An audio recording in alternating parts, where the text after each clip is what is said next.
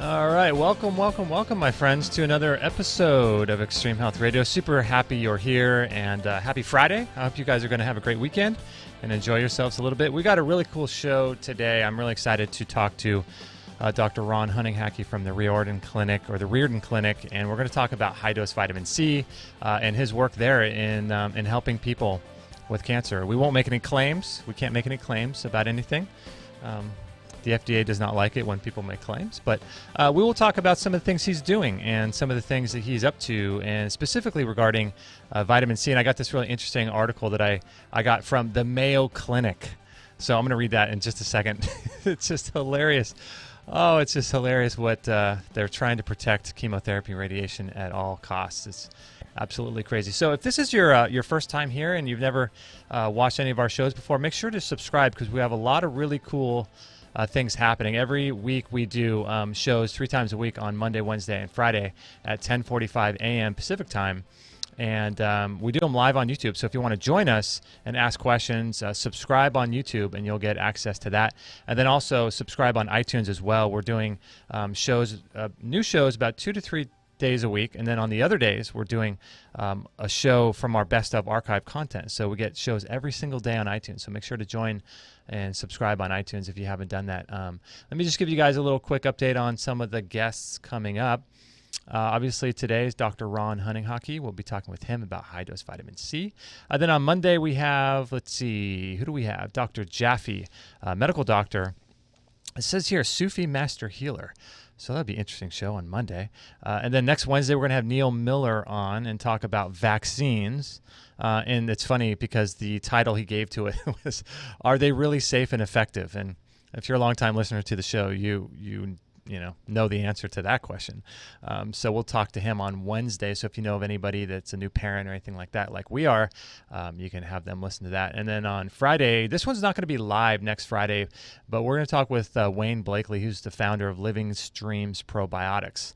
And we'll talk with him about probiotics and gut bacteria and how they impact our bodies. And let me show you guys this really interesting article that I found last night. And if you follow us on Instagram, you'll see that I shared this last night. So the Mayo Clinic has an article that says, "High-dose vitamin C, can it kill cancer cells?"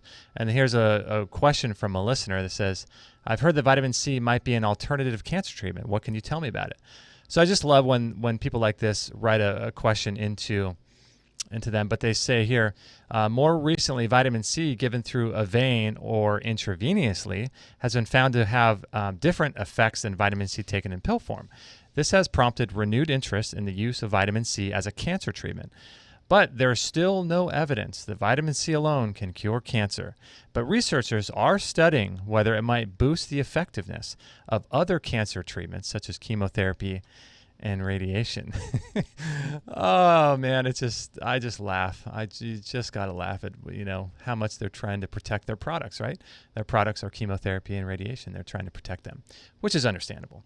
All right, so today we have Dr. Ron Hunninghake, and we learned about him through our good friend Chris Wark, who's been on the show multiple times as well, and he's the head of the Riordan Clinic, or the Riordan Clinic, and he's the chief medical officer there. And in 2011, he was named the Orthomolecular Doctor of the Year by International Society for Orthomolecular Medicine, and let's see, he's currently the head chairman of the International Schizophrenia Foundation, has been regularly presenter at their Orthomolecular Medicine Today conference. He is an expert in IV vitamin C, and he's overseen over 75,000 administrations of IV vitamin C. So this is really a treat for us to talk with him and talk about how this affects our health. So let me bring him on and turn his audio up. Dr. Ron, how are you doing, my friend? Very good, Justin. Thank you so much for having me on the show. Yeah, so your bio says 75,000 administrations of vitamin C that you've overseen. It's got to be more than that now, right? Probably more like 150,000, but we're trying to be modest. trying to scale back just a little bit. Well, I mean, people don't believe it. They just say, well, how can that be? And we do 20 a day, and I've been here 31 years. Dr. Riordan was already doing IVC when I started.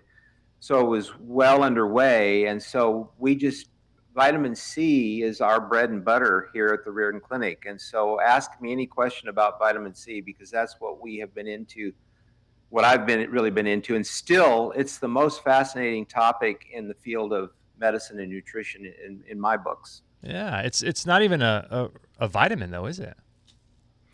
I mean, that's what it's categorized as, but a vitamin is too narrow. It's a redox signaling molecule, probably is a better way to look at it, and it's also it's a redox balancer. It's Dr. Thomas Levy, who's a good friend of mine and has written several books on vitamin C.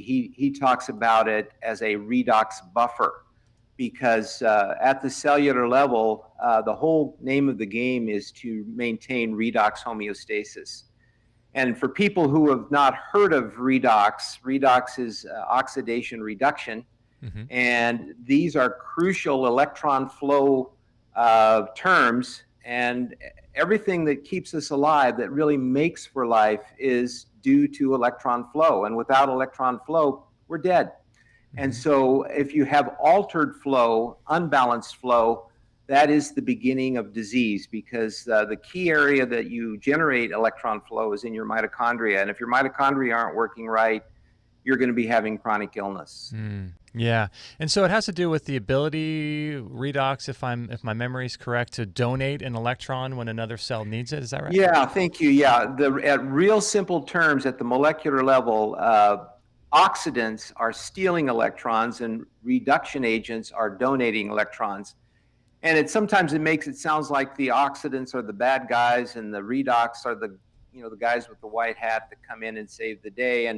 And that has been the representation of IV vitamin C, is that it's just like a giant antioxidant. I think that's an oversimplification. Probably the best characterization of what vitamin C is, because vitamin C, when you give it in high doses, it does act as an oxidant. Mm-hmm. But it acts in the same way that exercise acts. Exercise is a kind of stress that hormetically, or through hormesis, induces a higher state of fitness and better oxygen utilization. So you could say that high dose vitamin C exercises the cells of your body to become more oxygen friendly, because a lot of cancer is where the cells have become hypoxic. And in their effort to adapt to a low oxygen environment, they have gone the wrong way. They have the best analogy I've heard for cancer is it's like putting good kids in a bad neighborhood, and in order to survive, they become bad. And so healthy cells that have been exposed to an inflammatory or toxic or nutrient poor environment, cellular environment, they will regress back in their style of metabolism, so that they start to crave sugar. Just like our society, our society, we have mistakenly become addicted to sugar in the world, not just in America, but all throughout the world. There's this epidemic of overconsumption of sugar, and the cancer cells just thrive on sugar because they have regressed back to a more primitive style of functioning that only burns sugar, and it burns it very inefficiently. And in the final days of cancer, when you have a cachectic, pained, fatigued individual who's dying of cancer, their cells are basically cannibalizing all of their nutritional resources in order to stay alive. Mm-hmm. Yeah, it's a fascinating process. Now, with regards to the work that you do there at the Riordan Clinic, or the Riordan Clinic, there's a lot of different treatments, for cancer. There's a zillion of them. You can name, Halin 951, 714X. You can DMSO, all kinds of different things people can do. Oxygen therapies. Why is it that vitamin C is sort of the main staple of what you do? Are you showing vitamin C as being stronger and more effective than all those things?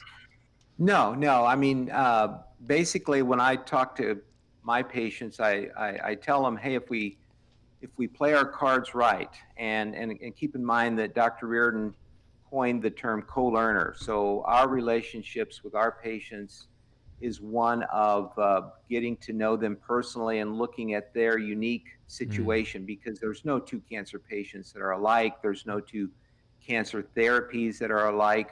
Mm. Our job is to try to understand what's unique about their biochemistry. And that's why when you come as a patient to the Riordan Clinic, the first thing we do is draw your blood. Not that the blood is the only thing, but Right. that is the beginning of our a very careful analysis of nutrient reserves, hormonal balances, thyroid, those kinds of things, biochemical and metabolic factors, insulin resistance factors. We're very interested in methylation and some of these very fundamental biochemical factors, because ultimately we are biochemical creatures, but that's not all we are. Mm. We're human beings that live in social situations, in important relationships. We live in an environment. We choose certain foods.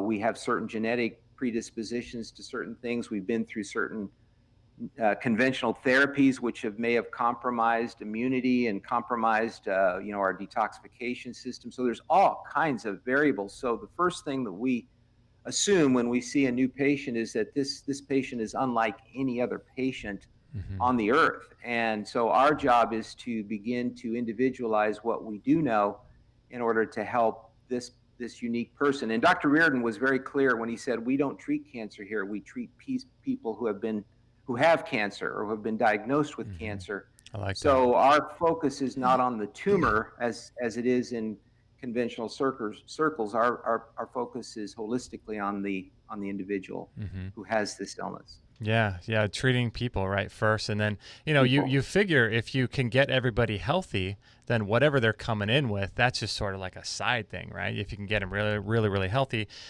sure, their disease process might reverse itself, but if they're coming in to get healthier, then that's all you're really doing, and it works for everybody that way, right? It does. The difference is that I don't know if I guess you have. I guess it was your mother that started you on this whole process that you've been on for these years. Yeah. But when a person receives the diagnosis, you have cancer, I'm going to say it's a radical transformation in their perspective. Some of it is laced with fear. Some of it is laced with uncertainty. Some of it is kind of like, it's the dividing line between kind of a denial of their own mortality and a denial of their responsibilities for what they need to do to take care of themselves. Not that we do that consciously, but we all kind of deny death. And when you get the cancer diagnosis, all of a sudden you're faced with your mortality. Now, Dr. Riordan used to have his cancer patients call this one nurse. Her name was Zelma. And he'd say, I want you to call Zelma after we're done with our appointment. And the patient would say, why? And he'd say, just call her. So when the patient would get a hold of Zelma, she would say, did Dr. Riordan send you? And they would say, well, yes, he did, but we don't know why. And she'd say, well, do you have cancer? And yes, I do. Well, do you want to live or do you want to die? And they'd say, well, they were taken aback. Of course I want to live. And she would say, BS. You're faced with a disease that no one's going to blame you if you just kind of fade from the earth. Do you really want to live, and what do you really have to live for? And so that kind of confrontation about the meaning of your existence is really, to me, one of the best things about cancer, because it really wakes people up. What is the purpose of my life? Why am I here? What am I willing to do to take better care of myself in order to achieve the level of health that I'm going to tell them is necessary to so-called defeat the illness? We don't use the cure word because, frankly, cancer cells are our own cells. They're self. And so really what's happened is our own self has gone awry. We've lost some kind of homeostasis. And so what we're really trying to do is regain true health. And that is the cure, is true health. Now, the path back to true health is going to be different for each person. And it's just that IV vitamin C has been a very wonderful tool that metaphorically represents a lot of good things that people can do to take better care of themselves, in addition to all the benefits that we've found biochemically that vitamin C offers. Yeah, I want to get obviously into all of that, but I like what you're saying about patients and having a reason to live. Why are you here, and are you doing what you're supposed to be doing on this planet? And do you know where you're going? Do you know what you're doing? Do you know why you're here? And these fundamental questions that should be at the core of all of our lives, somehow we get removed from them, living a busy daily life, running errands and stuff. And the cancer diagnosis, I would imagine, would bring someone back to those core fundamental questions, right? If they don't freeze. There's I have a lot of people that come in and they're frozen in their fear, and that's and I used to do stress management weekends, and being told that you have cancer is a major stressor for a lot of people. And if you freeze, that's not a good sign. You need to wake up and become more alert and look around and decide what are the best course of actions you can take in order to help you get back on track with what you've been calling your life. Because all of a sudden now, cancer, especially if it's an advanced case of cancer, in a way that's going to kind of become your life. Now, having said that, some of the very most successful people with cancer that I've taken care of, it's not their life. They actually realize that, hey, my life is even more important. Matter of fact, cancer is just one part of my life, but it's not my life. And I'm going to live my life to the fullest, and the cancer is going to keep me awake to that fact. So to put that in real simple terms, these people have cancer, but cancer does not have them. And so many of the cancer patients I see, they come in a kind of victim state where cancer has them and the whole system has them. And I say, hey, it's time for you to crawl out of that and start living your own life again, and start looking at all the various choices that you do have to live a better life for whatever time you have. None of us know how much time we have. So these doctors that say you've got so many months, I always say if a doctor tells you you've got 6 months, you should really get a different doctor that's going to tell you you have a lot more time and mean it. Right. Not just a doctor that's joking with you, but or lying to you. But really, if a doctor tells you you've got 3 months, that means that everyone that he's seen and cared for them in the way that he does, they haven't lived very long. And so you might want to choose a different path. Yeah, I agree. I totally agree. So is cancer the main thing you treat there, or do you treat all kinds of other illnesses as well? No, I would say chronic illness is a better way to describe. And we do have, the IV vitamin C works for so many things. If you've got a flu, cold, headache, migraine, spider bite, Dr. Riordan's first major aha moment is when he got a spider bite, and he gave himself intravenous vitamin C. It was only 15,000. Oh, wow. And when he checked his urine, there was still no vitamin C coming out of his urine. Really? It was all being used to deal with the toxicity of the spider bite. And he had to do 2 or 3 vitamin Cs before he caught up with the level of toxicity that spider bite was causing. And so, so we use it for a lot of different things. It works for depression, migraines, chronic fatigue. We have a lot of Lyme patients that come through. We use it as part of chelation. It's part of the chelation protocol. It's Dr. Frederick Klenner, who was one of the early pioneers in clinical IV vitamin C or high dose vitamin C. He basically said, and this is a famous quote that I've read over and over again, that while the doctor's trying to figure out what the real diagnosis is, start the IV vitamin C, because you're going to start the body back on the healing track by just doing IV vitamin C, no matter what the problem is. Unless you've got fluid overload, then we have some special considerations for those patients. And so we do teach IV vitamin C around the world, and so we do teach doctors to use it safely. And there are considerations. There are vitamin C clinics, or what are they called? They're like little shops that are opening up. You give a couple grams of vitamin C if you want a little boost of energy, and that's fine. But that's not really medical. That's and it's still pretty powerful. So I'm not down on it. It's unfortunately, I'm afraid vitamin C is going to be a bit trivialized because of that.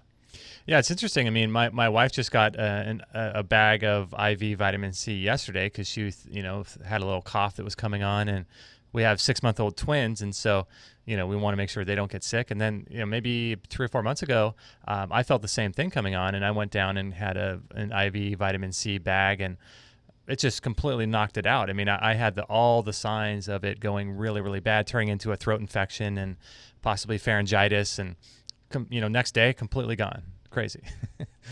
And I think that's fine. Like I say, I think the uses of vitamin C, it's the universal redox donor. Mm-hmm. So it's going to improve just about anything. The problem is, people can call in every Monday night and chat with me about the Riordan Clinic. As a kind of a group call. And I had a husband of a wife that's young wife that's pretty advanced in her cancer, and we were talking a little bit about she's experiencing fluid overload, and the place that he was talking to about taking vitamin C was more than happy to bring over 100-gram IV vitamin C to give to his wife. And I said, hey, wow, that's dangerous. You could really easily overload her with sodium and fluids. And so this business of not having some kind of guidance, I mean, I think to me, this is more like coaching. It's not exactly the medical model, but it's more of you need someone who knows what they're doing so you don't hurt yourself, because vitamin C is a powerful therapy, but it's not without potential side effects if used improperly. Mm-hmm. You mentioned a second ago, how it got started with the spider bite and using vitamin C. And so there's this idea of the amount of vitamin C that your body can uptake is going to be different for every person. And that's based on whatever disease process or sickness or illness process their bodies might be having. So, for example, if I were healthy now, I might be able to take a certain amount of vitamin C. But if I were very, very sick, the idea is that I could probably take a lot more than that. And that's because the body's utilizing it all. Is that correct? So let me explain that. So let's make a huge distinction right here, because what you're really talking about is oral vitamin C in high doses. And Dr. Robert Cathcart was the pioneer in that area, where he actually tracked a number of different serious illnesses. Probably one of the ones he was most famous for in terms of tracking was mononucleosis. He was a university doctor for, I think it was the University of California, and he saw a lot of college-age kids who had mono. And what he found is they normally, if you or I in a healthy state tried to take more than about 8 to 10 grams of vitamin C per day, we might very well end up on the toilet most of the day, because it can trigger a lot of diarrhea. Right. There are transporters in our GI tract that uptake the vitamin C, and in a normal state of health, they'll take up so much, but they're not all that interested in taking up large amounts. And so, but if you've got mono, Dr. Cathcart found that a lot of these people could take 6 to 10 grams every hour all day and get up as high as 150 to 200,000 milligrams of oral vitamin C without diarrhea. Wow. So this is where the body is really opening up and saying, hey, feed me that stuff, because I really do need that. But that's, once again, that's an individual thing. Now, there is another factor. There are different forms of vitamin C for oral consumption, and the old ascorbic acid works pretty good. Some people, it will upset their stomach. Sodium ascorbate is a lot better tolerated, but even that varies from individual to individual depending upon how sick they are and their genetics. And then there is the liposomal vitamin C products that are coming out now, a lot of different companies, and these are better absorbed because these are little nano-sized, kind of like artificial cells that have a phosphatidylcholine membrane and a core of water-soluble vitamin C. So the fat-soluble phosphatidylcholine, which is made from lecithin, improves the absorption of the vitamin C from the stomach into the lymphatic system, and that's where a lot of your white blood cells exist. And so using lipo-C for infections is especially effective, and it also is effective for people who just can't take very much of the powder or the capsules of regular vitamin C. Yeah, I just didn't like, I took the capsule or the powders, and when I was sick a few years ago, and it just really messed my stomach up. And so that's why we went to the liposomal. And I know that you I think you might carry some of the Live On Labs, and that's the one that we take as well. Yeah.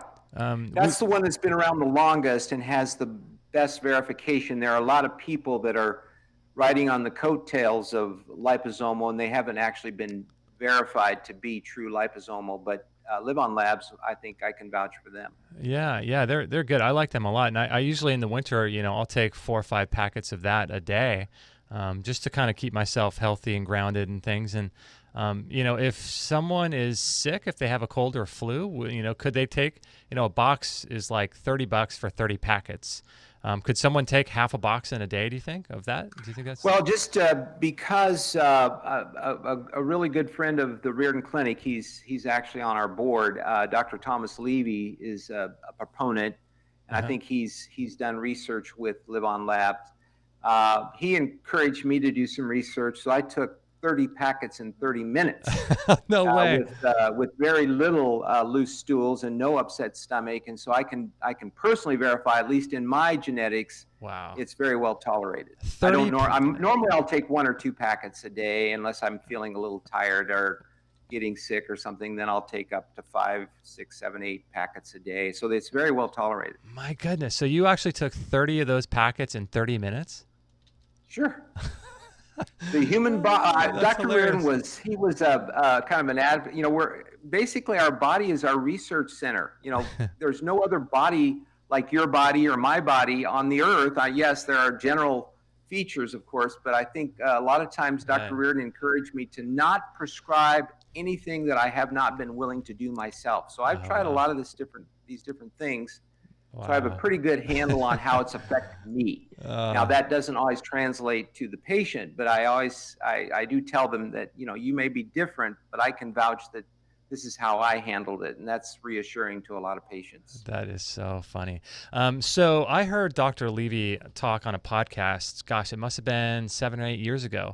You probably know where I'm going with this. And he was talking about the difference between IV and liposomal vitamin C, and I realize he's on the board, I think, of Live On Labs, and he was going on and on talking about the how, in clinical studies they're showing now that the liposomal is actually better than the IV, and you mentioned this also on Chris's podcast, but I'd like for you to talk a little bit about that, because I'm interested in that, and I'm interested in actually both forms. I just lost your sound. I don't know if you noticed it, but I just lost your sound. Oh, no. Can you hear me now? Testing. Oh, bummer. Can you hear me at all now if I testing? If you can hear me, shake your head yes, because I can't hear you. I can you hear can. You. Okay. Yeah. Okay, so I've lost your sound, Justin. I don't know why, and my guy's not here anymore.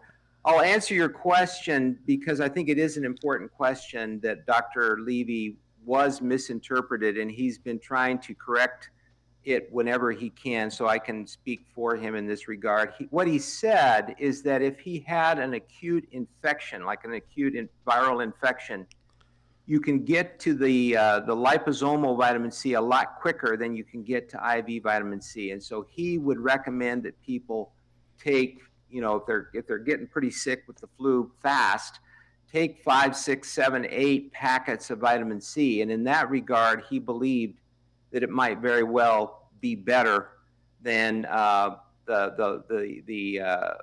liposomal vitamin C. If you want, you can call me on my phone here. I've got just my phone, and I can at least talk to you that way, because I can no longer hear you through the computer. Oh, so you can't, yes or no, you can't hear me? Because I can't hear you. Okay. Let me see. Okay, so, gosh, how do I get a message to him? Okay, so maybe we'll cut and then we'll restart. Okay. Okay, so let me send you. Sorry about this, guys. These call me on my cell phone, or let's see, I can type in. Yeah, there might be a chat somewhere. Sorry, guys. These things happen on live radio. What can you do, right? Yeah, so I think Dr. Ron is going to type us a question here. Unfortunately, I cannot call on a cell phone because we don't have any connectivity through our production software right now, using cell phones or anything like that. It's strictly through Skype or through any other media like that. So if you are on Dr. Hunninghake's team and you're watching this, he does need a little help. Maybe try rebooting his computer if possible. Unfortunately, okay, so it looks like Dr. Ron is unable to get on the computer there. There should be a little chat box. Let me head on over to the chat room and see what you guys are talking. Wow, a lot of people here today. This is great. From Houston, Las Vegas, Nevada, Texas, California. This is great. Well, guys, let me hang up the phone with him. And gosh, I don't know what to do here. Let me close out with him. Unfortunately, let's see here. Trying to bring him back. Okay, he's still working on it. Okay, so I think what I'll do is I just closed him out. And I think what I'll do is I will bring him back. And what I'll do is I'll send him an email really quickly because this is such good information. This is so informative, and I want to make sure that we continue to talk to him. So let me go ahead and do this really quickly. This is live radio at its finest, my friends. So first of all, what do you guys think about so far what he's talking about? IV vitamin C therapy.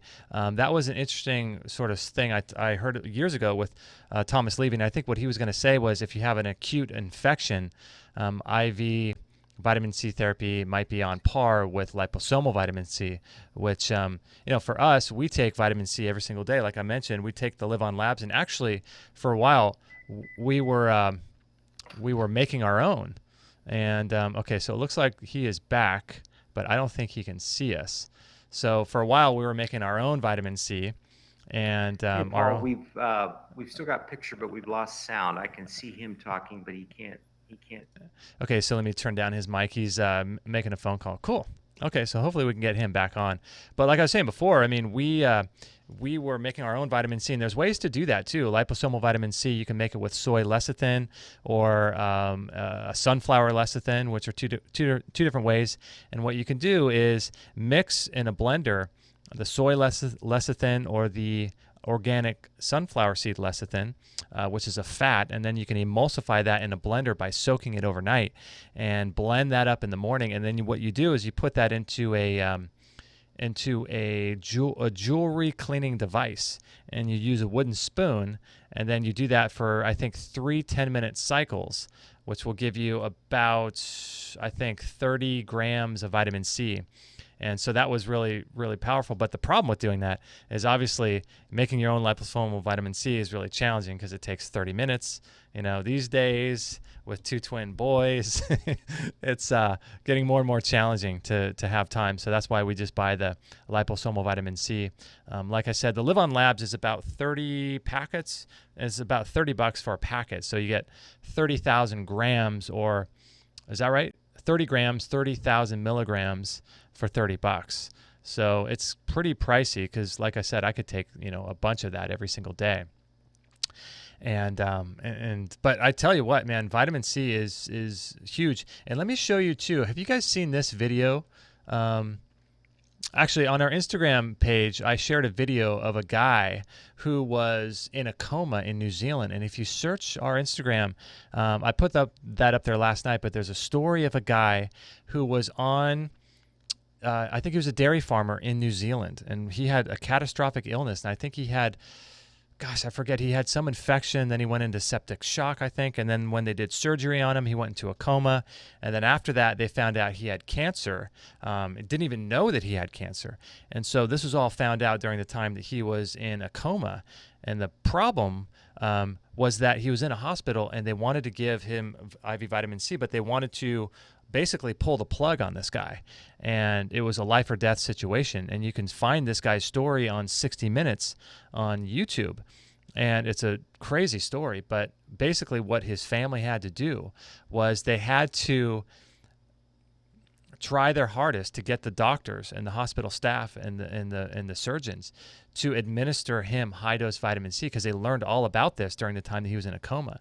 And they went through legal battles, and during this whole time he was still in a coma. And finally what ended up happening was they were able to give him high-dose vitamin C therapy, and as a result of that, he came out of a coma, healed from his cancer, and healed from the initial shock of the accident or whatever he had going on, all through intravenous high-dose vitamin C therapy. And this is one of the things that I am a big proponent of, because it's another tool in your tool belt for disease prevention, for dealing with anything that you have coming up that might be a catastrophic disease process.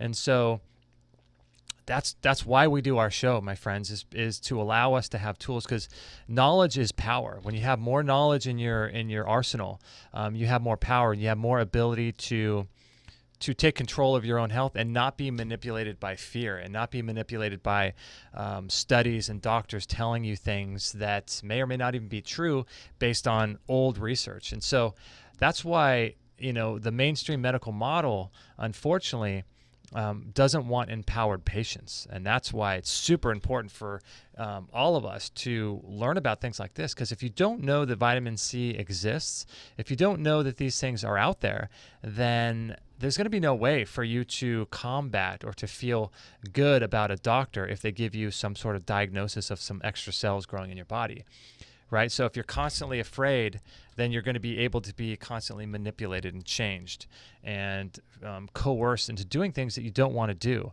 And so when you understand about things like 714X, DMSO therapy, glutathione therapy, Halin 951, high-dose vitamin C therapy, all kinds of different ways of treating a disease process. Then when your doctor comes and says, oh, you might have this particular disease, then you realize like, oh, wow, I could do this, I could do this, I could do this, I could do this. And I'll do all those things before I do chemotherapy and radiation. And so this is what's so powerful about understanding what our choices are. And that's why it's my mission to let you guys know and to bring treatments out there that you're not going to hear about. You're basically not going to hear about any of this kind of stuff on the mainstream news. It's just not going to be out there at all. And so let me jump in the chat room real quick. And I wanted to, probably should do a little spot for our commercials here really quickly.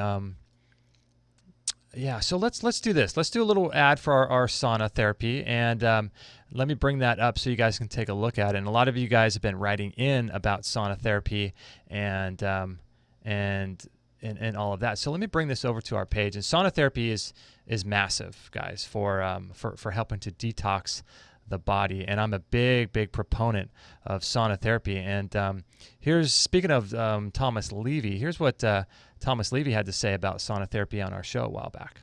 I think you guys were just talking about sweating, right? Mm-hmm. And detoxification. So that's going to be huge for people. No, it's as long as you make sure you get plenty of the good minerals, man, having a regular sweat in a far infrared sauna is one of your best health practices you can come up with. Mm-hmm. Yeah, because you get rid of a wide array of toxins. I mean, you get rid of mercury, you get rid of iron. They would have you believe you can't get rid of iron, but a lot of the older clinicians called the skin the third kidney. Mm-hmm. Yeah, sauna therapy is absolutely massive. So let me bring mine. It looks like they're working on something over there. So if you guys want access to this relaxed far infrared sauna that we just did a spot for, make sure to go to our show page, extremehealthradio.com/651, and you can check that out. As well, if you're watching on YouTube, there's a link in the description box below for you guys to check that out. And that was Dr. Thomas Levy. And here's Robert Young talking about sauna therapy as well. You mentioned the sauna. The reason why we go into the sauna is to induce a fever, because when we induce a fever, our pores open to remove these acidic toxins. The reason why we jump on a rebounder is to activate the lymphatic system to remove acids out through the pores of the skin, which is the largest elimination organ of the body. So we do this on a daily basis, and this is when you enjoy the greatest level of health and vitality. Take your money and invest in yourself and educate yourself and take care of your bodies. Go buy a rebounder, go buy a infrared sauna, go buy organically non-GMO'd food. That's your healthcare plan. I love that. So let's bring Dr. Hunninghake. So if you guys want to check out the sauna, check them out in our description box below on YouTube, and you can check that out. So Dr. Ron is, I think he might be back. Dr. Ron, can you hear me? Dr. Ron, can you hear me? I don't think you can. No, bummer. Yeah, I was able to hear you for a second. So interesting. Yeah, we're still trying to get him back on. For some reason, the internet or the whole thing went awry there. So we apologize for that. But yeah, so in the meantime, last night, if you guys follow us on Instagram, you probably saw that I was doing my rebounder at 10 o'clock at night because I didn't get it done. And it's so important to me to do my rebounder, and I love to jump up and down every day on my Bellicon rebounder. And the thing is just awesome. It's just such a great and tremendous way to benefit your health. And rebounding is tremendous for your lymphatic system. It helps to cleanse all of those toxins that get stored in your lymph nodes. And you probably didn't know this, but you have more lymphatic fluid in your body than you do blood. Which is amazing, right? And so this is where a lot of toxins get stored. That's why when you go to a doctor, they always check your lymph nodes, right? They check if you're sick or anything like that. They want to feel your lymph nodes and see if they're swollen or anything like that. So I just love jumping up and down on my rebounder. And here's a little spot from Robert von Sarbacher. In general, probably one of the number one anti-aging exercises on the planet is rebounding. So 15 minutes a day is good for that. You can find people who have had, what are those, thermography scans on cancers, giant tumors, and when they're doing a rebounder, it would start spewing out and shrinking right in front of your eyes, the tumor would, as they're on the rebounder. So it's really good for that sort of thing. It's also very good for exercising internal organs. It's the only internal organ exerciser that I know of known to man. Mm-hmm.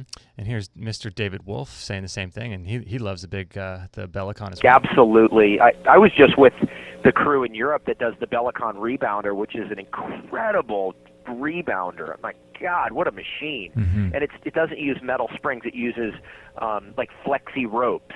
So it's very soft and fun, and it's just great to play with. Mm-hmm.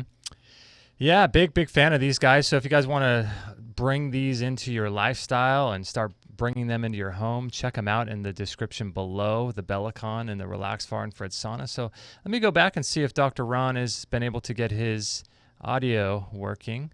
I don't think so. That is too bad. That is too bad. I'm not sure what exactly happened. Let me cut him out really quick and see if we can't bring him back. So I apologize, guys. I'm not sure exactly what happened, but looks like a lot of you guys are chatting in the chat room. I see Greg Brunassi here, P900 Cool Picks, Wilberto. His question is, liposomal form the same as IV? No, liposomal is not the same as IV vitamin C therapy. Tiki MVP. Great share. Smithy is here. I love the name Smithy. Haven't heard much about turkey tail, but mushrooms are awesome, even the magical ones. Yeah, we did a whole show on not just turkey tail, but on mushrooms with the Herbal Jedi, I think his name was. Laura wants to know where do we go in Southern California? There's a couple places in Southern California. One is, let's see, Spark Health down in Encinitas, California, and we go there sometimes. And then there's the Hydration Room in Huntington Beach, California, and they're available everywhere. But the problem is that those are really expensive as well. So hopefully we'll get Dr. Ron back on the show. If not, we might just have to cut this show short and schedule another interview with him, because we're getting into some really cool stuff. Angie says, didn't mean to ask that last question. Not sure what exactly. I was introduced to the idea of hydrogen peroxide orally, but curious as to how it gets to where needed and just the stomach. Does C generate hydrogen peroxide? That's a good question. We will have, hopefully, we'll get him back on in just a second, and we can have him answer that question. There's lots of different types of vitamin C as well that you might want to look into. There's the liposomal. You can make your own liposomal vitamin C. You can take IV vitamin C, and then there's buffered vitamin C that you can get in the stores. You can get in capsules. You can get it powdered. You can get whole food vitamin C, which is something I was going to talk with him as well. Like there's some vitamin C's that you can get from like camu berry. There's some vitamin C's that's made from beetroot, from corn, from sago palm. There's different vitamin C's that are more whole food that you can get versus the ascorbic acid. And so one of the things I wanted to ask him too was, is ascorbic acid, is it beneficial? There's a little bit of a debate going on in the natural community if it is, because a lot of, really, people that are really into this kind of stuff, they will, be proponents of whole food vitamin C, things that have like ribose in them and other buffering compounds in them. Because, once you extract a particular constituent from a food, there's a real issue there, because then you're missing all of the buffering compounds, the alkaloids that go along with it. So, basically green juice is that, right? If you drink a green juice, it's not something you'd find in nature. So ascorbic acid is just the vitamin C aspect without the buffering compounds. And is that an issue? It seems to me from the clinical trials that I've looked at and the research I've done that ascorbic acid, although probably not ideal, does allow you to get to levels that you would never be able to get with lower dose whole food forms of vitamin C. So that's something to consider, So that's why I like to do the liposomal IV vitamin C, and then just eat foods that have a lot of vitamin C in them. So let's see. I don't see Dr. Ron coming back, unfortunately. Let's see. Yeah, unfortunately, I don't see him here, guys. Yeah, I don't know what happened. His internet just went kaput, and there you go. We just lost him just like that. That's the first time actually that's ever happened on our show. We've had a few times where the internet stopped or it wasn't good, and we kind of pulled the plug. That happened the first time we talked to Allison Whish, and she was in Ireland at the time, and we had to cut that show short because her audio and video was so choppy. But yeah, I'm not sure what happened there. B-Light says, I just got a rebounder and loving it in the sun. Nice. I will check it out. We'll love to support you guys. Yeah, thanks, B-Light. I appreciate that. Yeah, we do our rebounder. Here's a little quick tip for you guys with regards to rebounding. Do it outside in the sun, because there's probably more benefit from doing a rebounder outside in the sun, just from the sun and the magnetism of the earth and the biophotons from the sun, than there is doing it indoors. So whenever you can, do your exercises outdoors. It's going to improve your redox potential. It's going to improve your ATP production. It's going to improve the electron chain transport that happens over your mitochondrial membrane. It's going to be tremendously beneficial for helping your body to replicate cells in a healthy way. So I'm a big fan of doing that outside, doing as much of your exercise outside as possible. So it looks like maybe Dr. Ron is back on. We just did our spots here for the relaxed far infrared sauna and the rebounder. So let me see if I'll turn his audio up. Show wrap up that he does. Dr. Ron, can you hear me? Can you hear me okay? Now, 39 people are watching. Testing. Are you there, Dr. Ron? Still not coming through. Bummer. Yeah, I'm not sure what's going on. It looks like they're probably tried to reboot their computer, but maybe we'll just have to redo this again, because we're getting into some really good information about vitamin C and his clinic. And if you guys really want to check out his clinic, go to his website, riordanclinic.com. Let me bring that up for you guys so you can take a look. This is, like I said before, one of my passions is to let you guys know about things out there that exist that you may never have even heard before. And so if you know of anybody that's currently dealing with a cancer issue or perhaps some sort of chronic degenerative disease, have them look into the Riordan Clinic. This is really awesome, and big fan of what they do, and just great people. And so let me take a look. Oh, wow, look at these. Looks like little geodesic domes. Wow, looks like Jock Fresco from the Venus Project was over here. These look pretty cool. Look at that. Okay, so Let's click on what they do. So different types of therapies. It looks like they do, if you guys are listening on YouTube or on iTunes, they do high-dose vitamin C, ultraviolet blood irradiation. I was going to ask them about that. Mistletoe therapy, prolozone therapy, nutrient injections, bioidentical hormone replacement, chelation therapy, infraspinatus respiratory reflex injection. Interesting. And then PEMF therapy, pulsed electromagnetic field therapy, as well as infrared sauna therapy too. Wow, really cool. Focused programs. It looks like they have a whole 21-day detox class. They have a lifestyle prescription weight loss program, an HCG weight loss prevention. This is really cool, guys.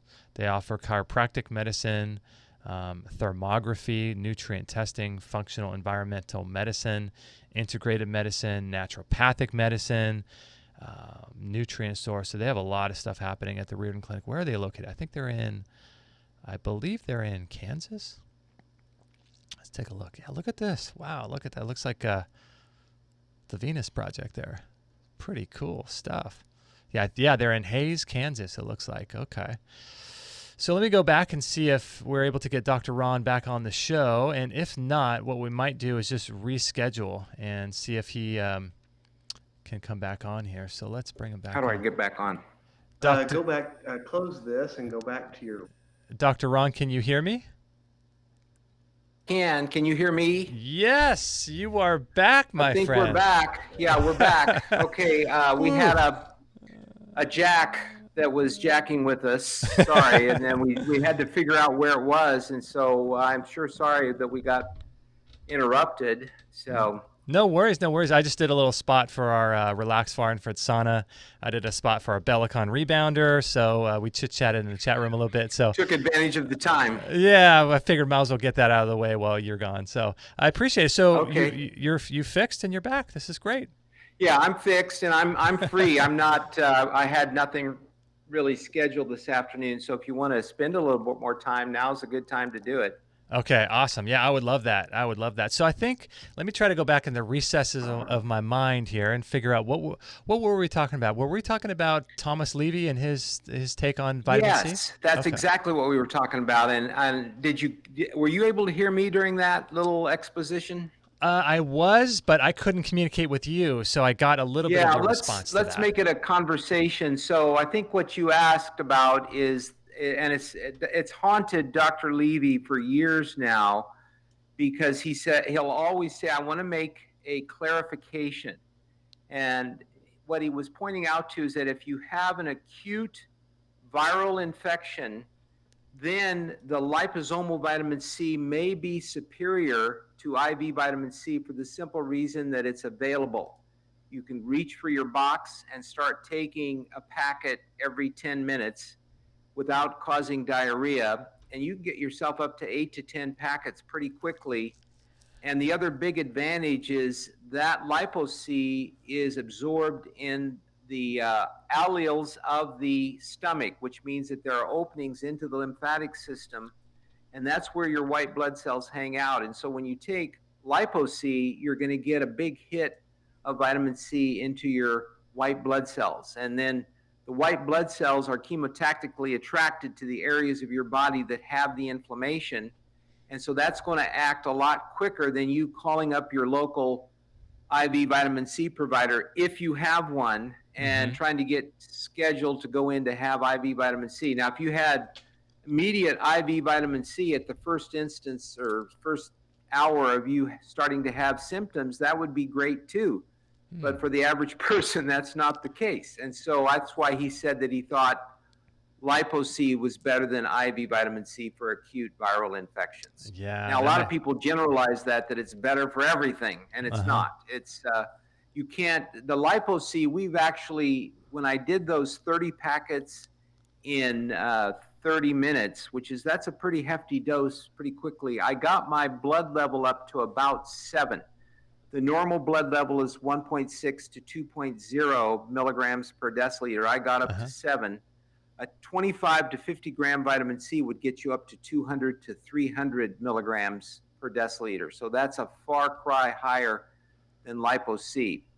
But the other thing about the lipo-C is it will persist longer than the IV vitamin C. But the IV vitamin C, as far as emergency care, it will give you a higher level. That's so fascinating. So is it true that humans are the only mammals that cannot produce our own vitamin C?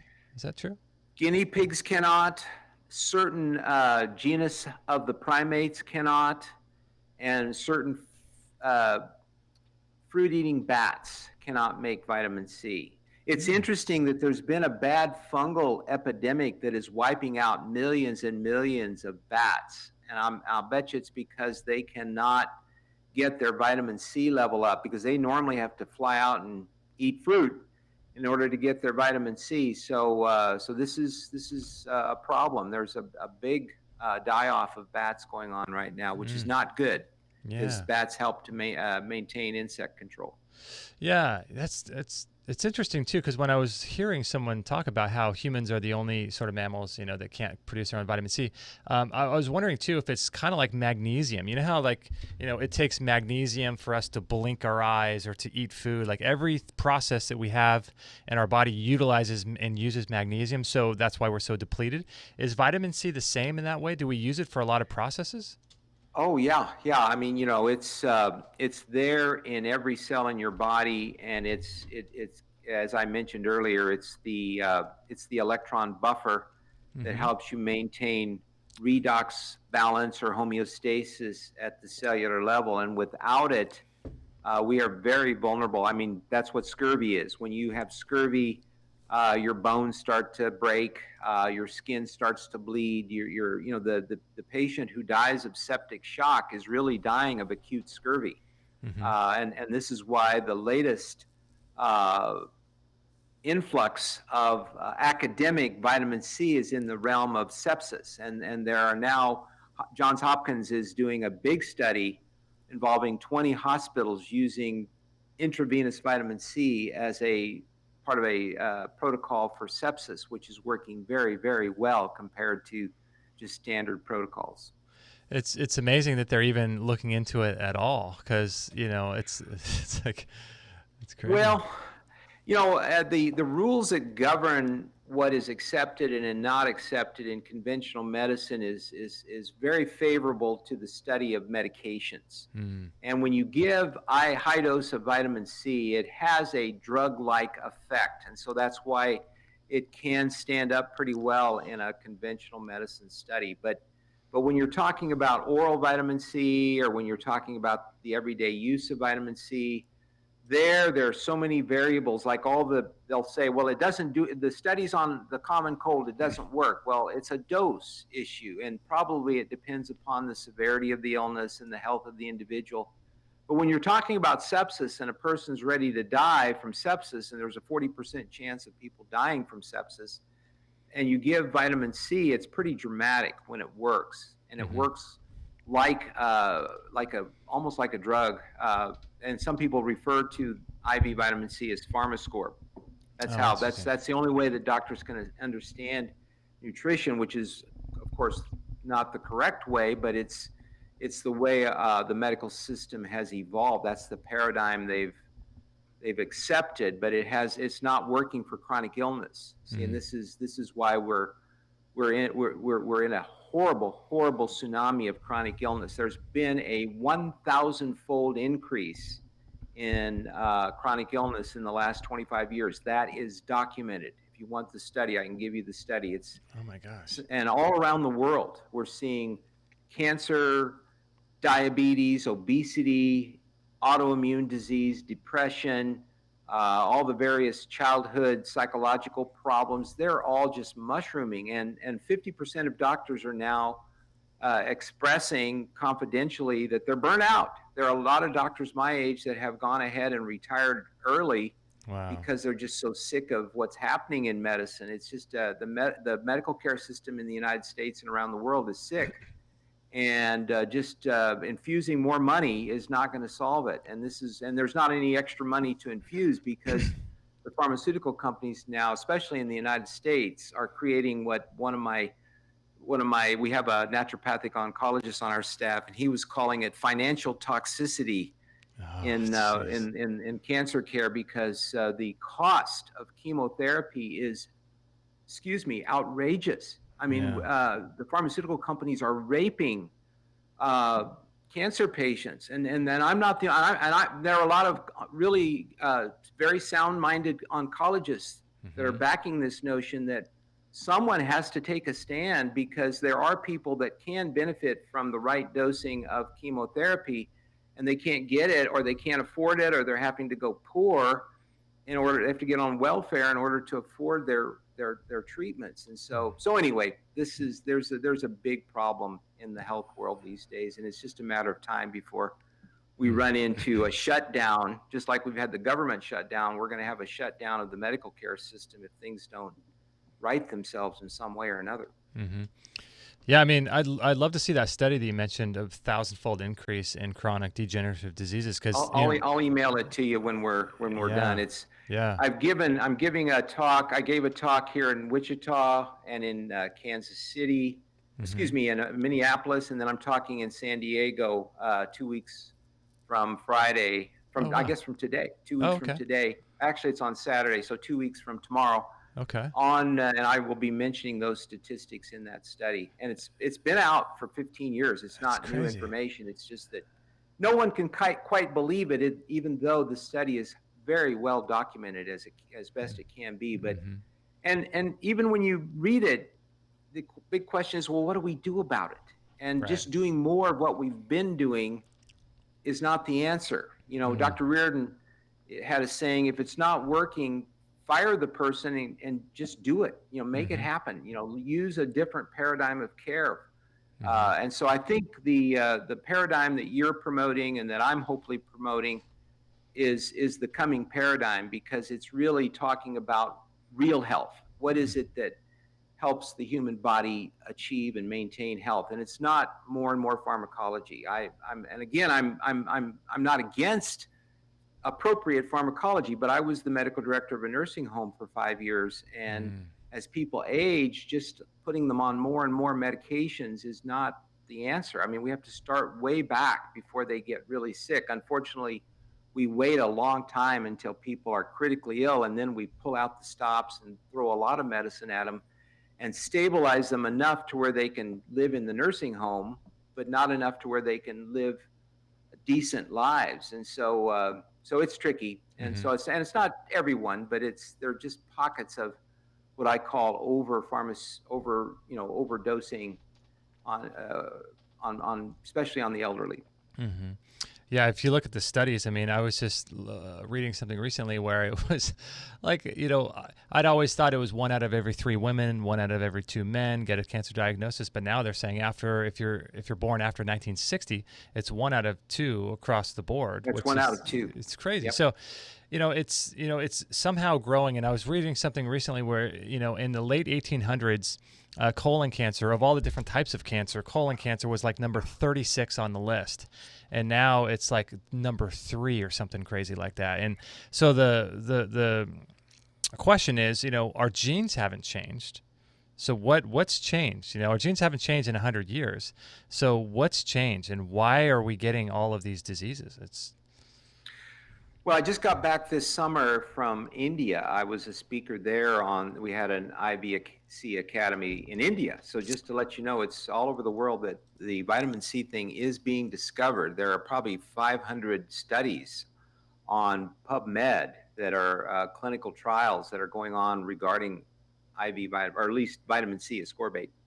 And so, but in India, they're all getting obesity and diabetes and cancer, so that kind of stuff, because they have adopted Western agricultural methods. And so the whole GMO story and pesticides, they eat a lot of, they're all a big vegetarian country. And so they eat a lot of vegetables, which should be keeping them healthy. But if they're all being sprayed, the weight, the load, the burden of toxins in the body is it's beyond what the standard diet can provide as far as detoxification.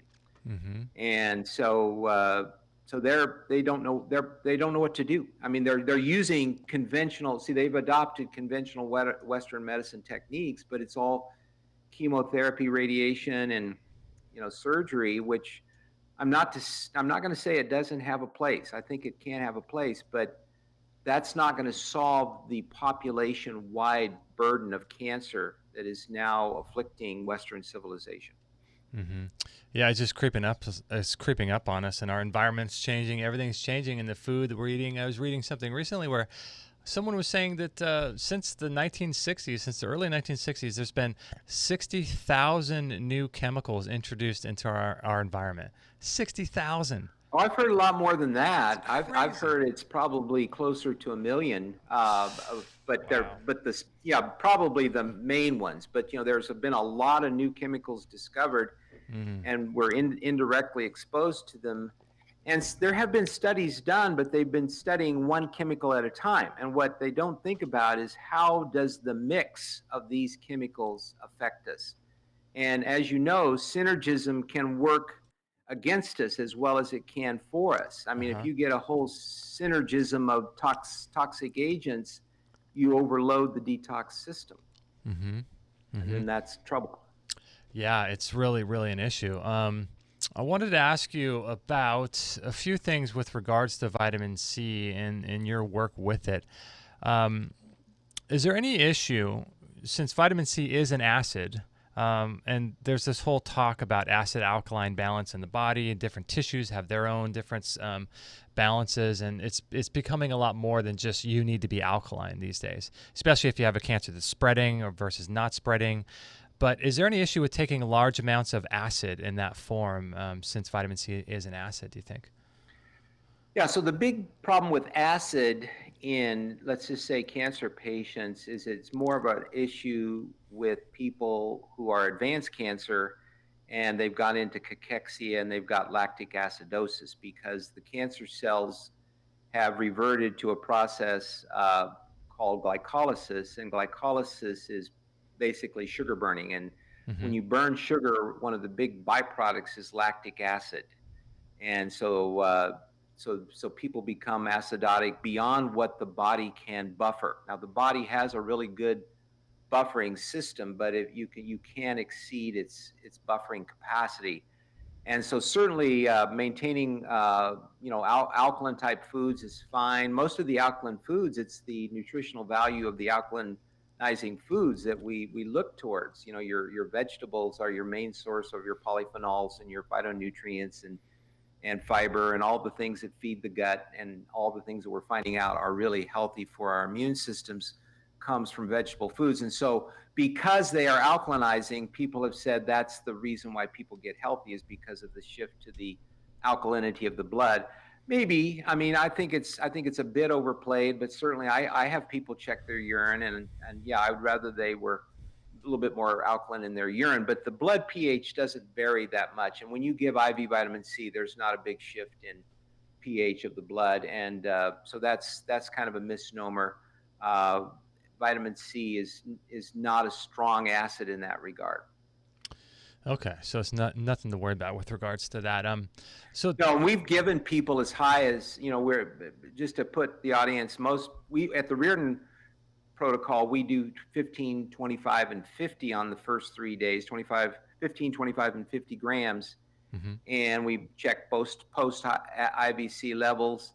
But there have been a few patients that have come to us really wanting to go way, way high. And yes, we did take an individual up to as high as 220 grams a day for 34 consecutive days. And oh my goodness. He tolerated it pretty well until he didn't tell us that he was going to start fasting and that he had stopped his magnesium. That's one thing. When you take really high doses of vitamin C, you can deplete potassium and magnesium.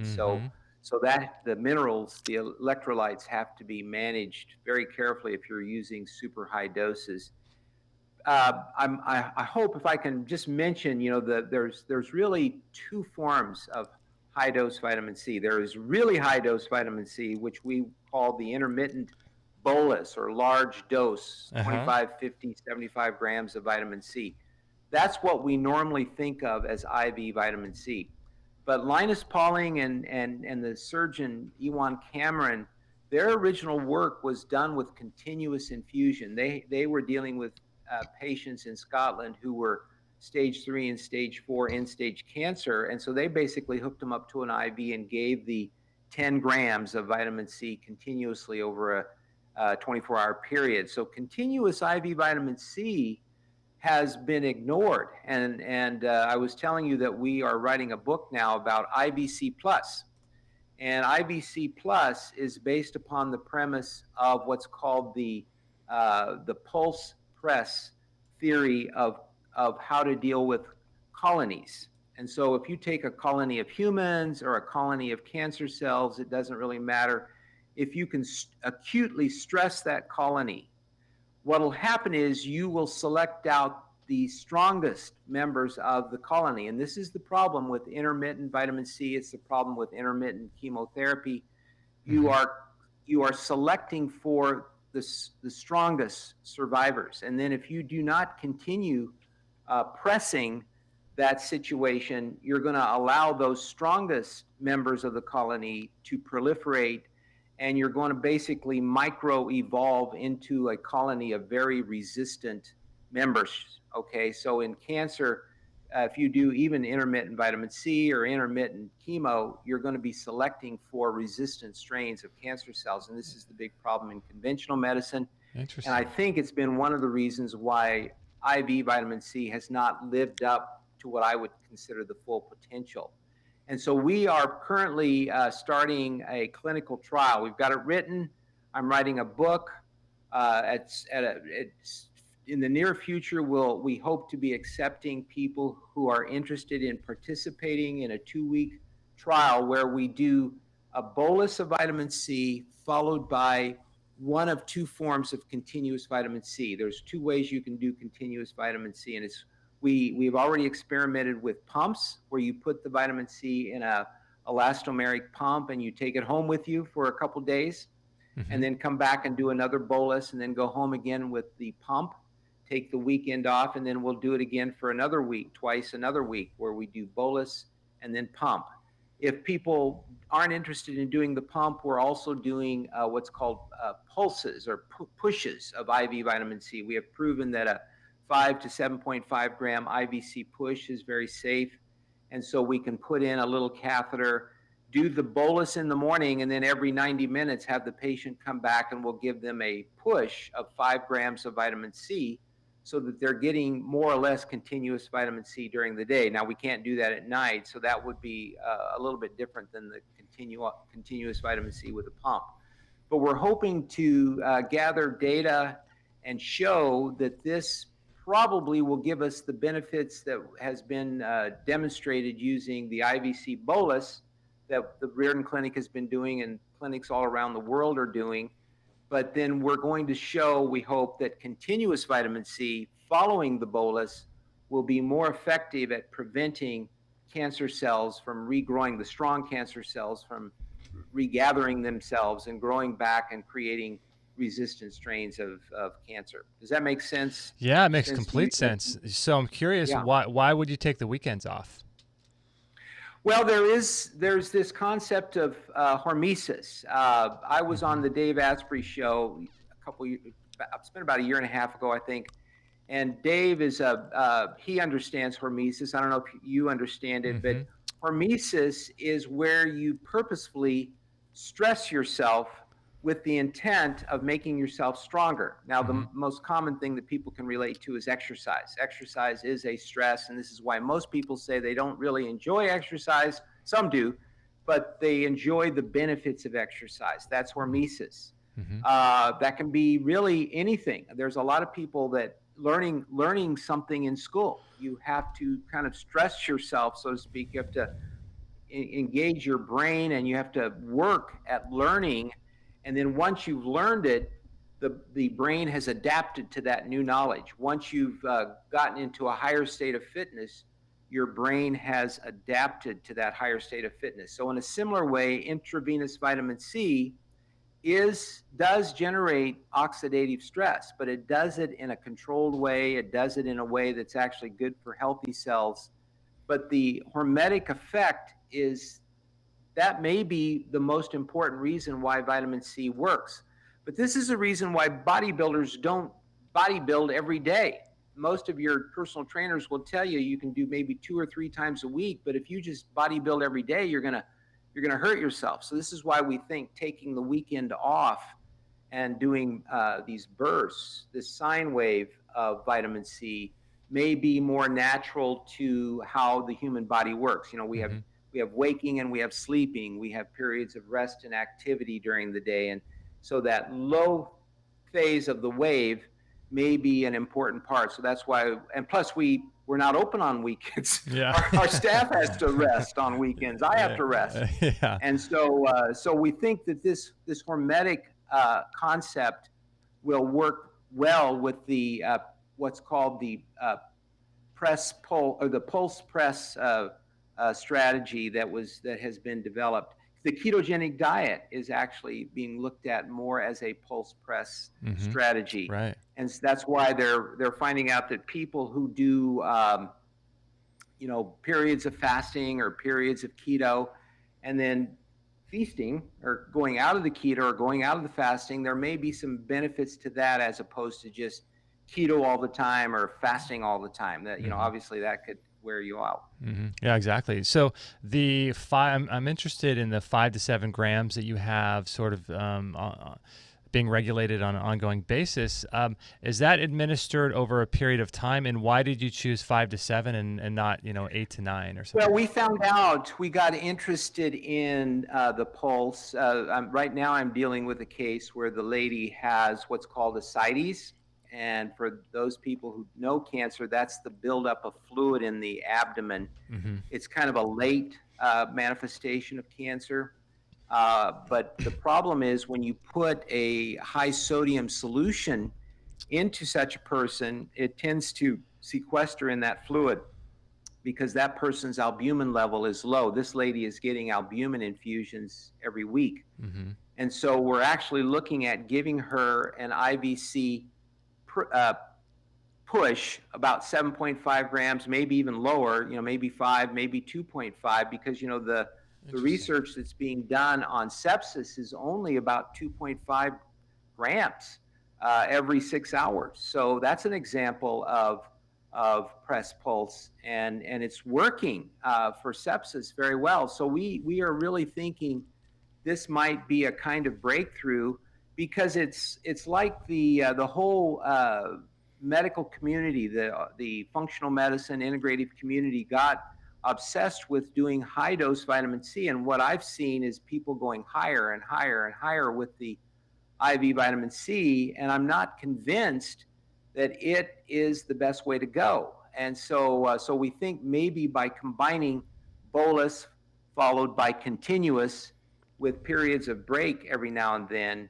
may be a better strategy, certainly of something that people might feel better with too. And keep in mind that quality of life is a big, big issue. It's hard to be enthusiastic about your cancer treatment if you just feel crappy all the time. And so one of the nice things about IV vitamin C is that it can make people feel good, energetic, and lower pain. But if you give them too high of a dose, that level of oxidative stress, they'll either detox too fast or they just won't feel very good. So that's why we're looking once again at this original research that Pauling and Cameron did, realizing they only gave 10 grams. Now they followed that with a very specific 2.5 grams oral dose 4 times a day, and they had their patients increase that dose as best they could. So a lot of their cancer patients were taking 20, 30 grams of oral vitamin C. And this was in line with what Abram Hoffer did about 30 years ago. He was to use oral vitamin C in 30-gram doses in a lot of his patients, along with some other support nutrients, and getting them off of grains and dairy. And he found equally long-term survival without even doing the IV vitamin C. He didn't have IV vitamin C up in Saskatchewan where he was working. So there's a lot, I think, of potentiality here to see if we can discover ways to make vitamin C more accessible to the general public. First of all, we have to demonstrate it, that it really can create long-term survival and as well as quality of life. And then we can start looking at oral strategies or other other less expensive strategies that the general population can use. Mm-hmm. Yeah. Is there, in terms of the continuous flow, is this sort of a brand new thing that not a lot of, are there lots of clinics out there that are looking into this, or are you guys the only one? There are, to my knowledge, there are 0 clinics. Well, there's a doctor up in Canada, a naturopath that had, I was at this conference in Minneapolis, and he and I were talking about it.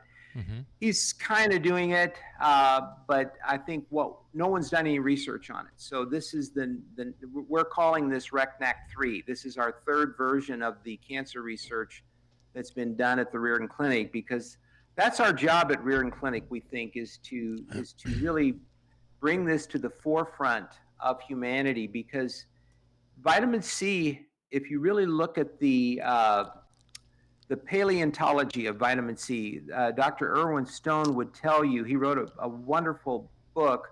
I can't think of the name right now, but his book basically said that life on the planet could not have survived were organisms unable to generate vitamin C, because sugar was really the first energy storage molecule.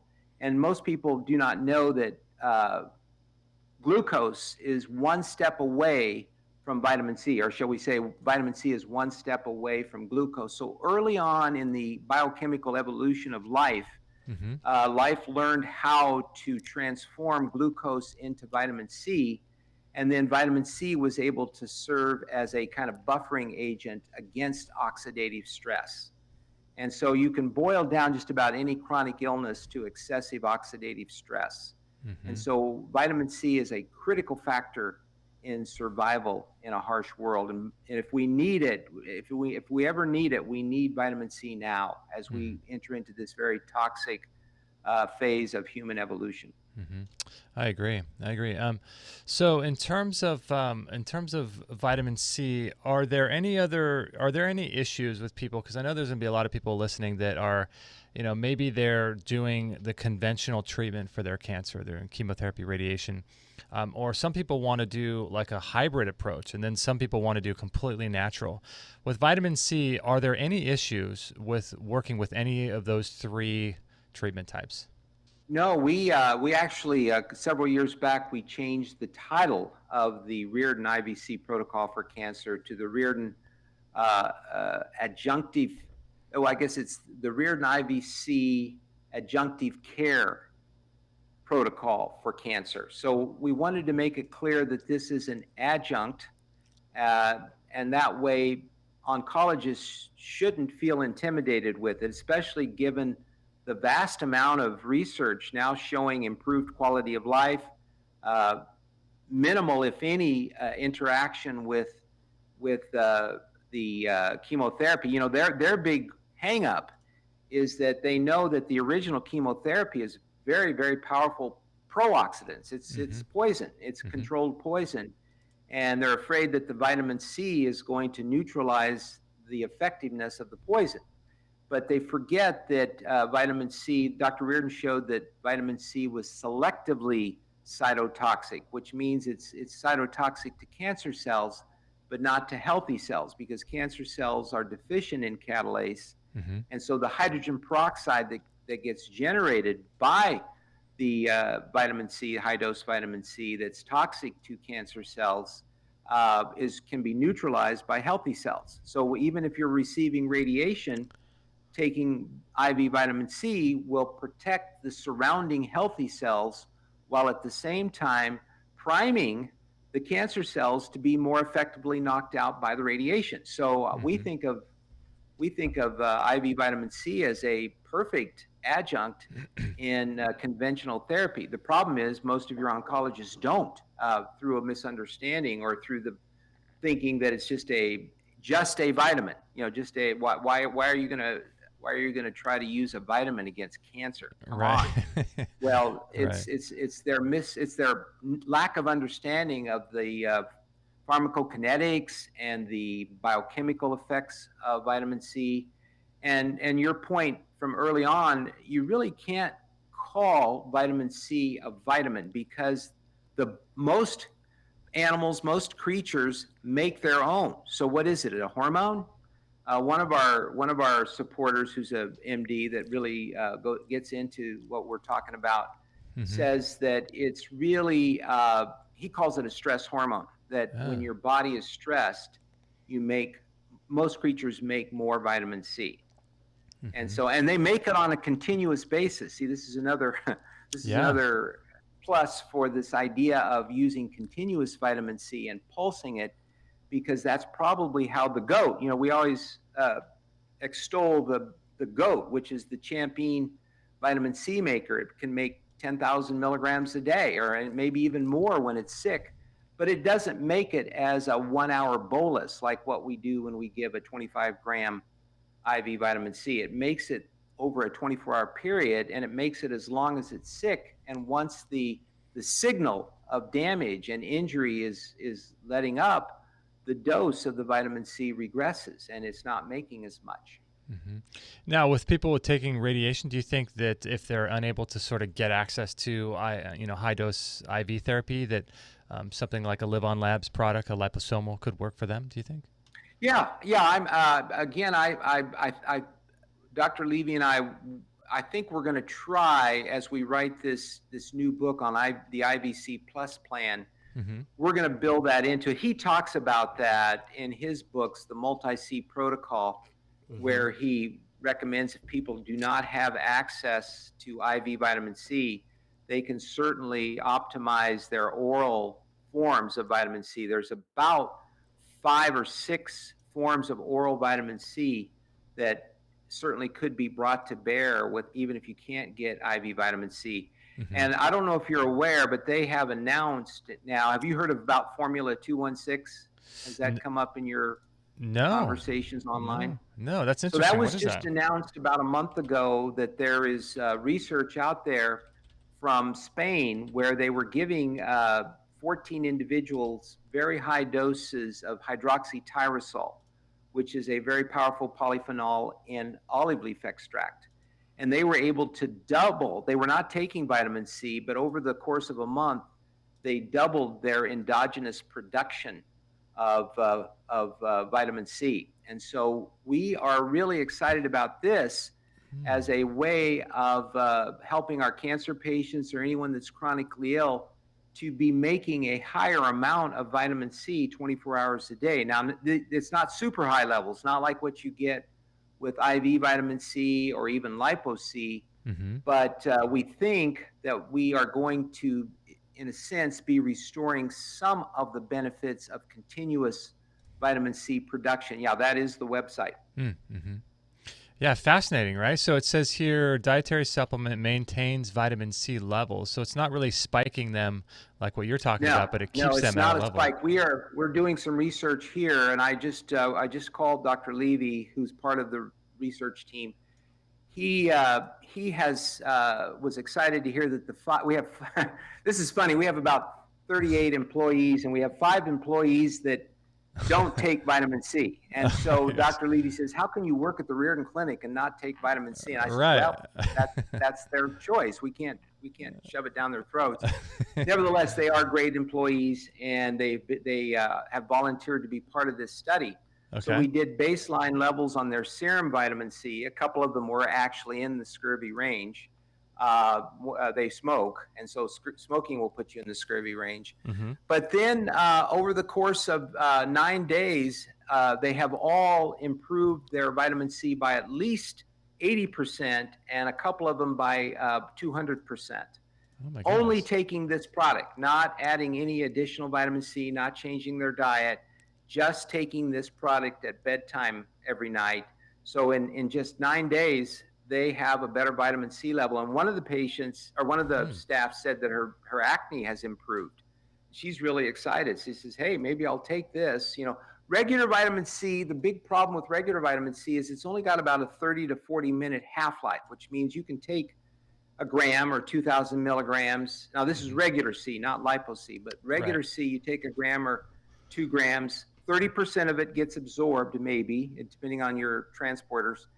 And then it's in your bloodstream, but your kidneys are very quickly, it's going to very quickly eliminate it. And so by about 4 to 5 hours, you're going to kind of be back where you started. And so what we think the advantage of this is, it's very hard to get people to multi-dose vitamin C. Oh, yeah. And there are people that are using time-release vitamin C, and that's probably a good idea. Mm-hmm. But this may be even better than that, because what we did, Dr. Levy volunteered for a study on himself where he was taking this product, 2 capsules a day, and then he volunteered to take a near lethal dose of scotch. He figured that might be about the safest toxin that he could take. Right. And I think it was like 5 shots of scotch over about an hour's period of time. And the next morning, his urine vitamin C went from 10 to 20 on the urine strips up to 100%. Now, if you go to that website, you can actually view the results of this study. He took pictures of the urine strips to demonstrate that indeed his urine the next morning was fully saturated with vitamin C. And the only way that could have happened was that his adrenals and his body's ability, under reports, if you click on reports, and go down, and it's the proof of concept. Click on the proof of concept, and then scroll on down and keep going there. So you went too far. Come back up. Those are the vitamin C. That's the bottle. We have something called VitaCheck C where people can check their urine. And so that pale green or that light green color is about 10 to 20 milligrams per deciliter in the urine. Okay. And so then at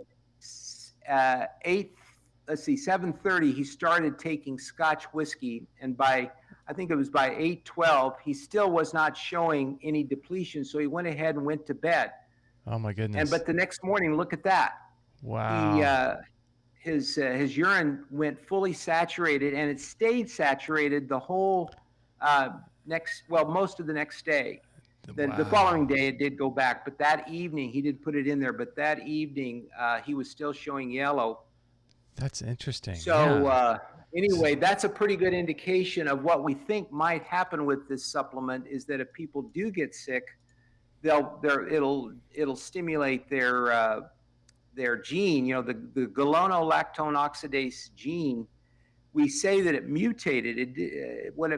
Maybe what happened is that it's not active, and only certain things activate the gene, and it may be polyphenols. Maybe this is the reason why eating a lot of vegetables is good for you, because it may be subtly reactivating some of your own vitamin C synthesis. See, a lot of the bench diagnosis or bench research on oral vitamin C has stopped. Everyone feels like it's well known. We know everything we need to know. Yeah. I don't think that's true. I think there's a lot more we need to know about vitamin C in terms of the general public, because there's a lot of misunderstanding, and most doctors tell you it just creates expensive urine. Don't worry about it. Don't bother it, even though there's very good research that it does more than that.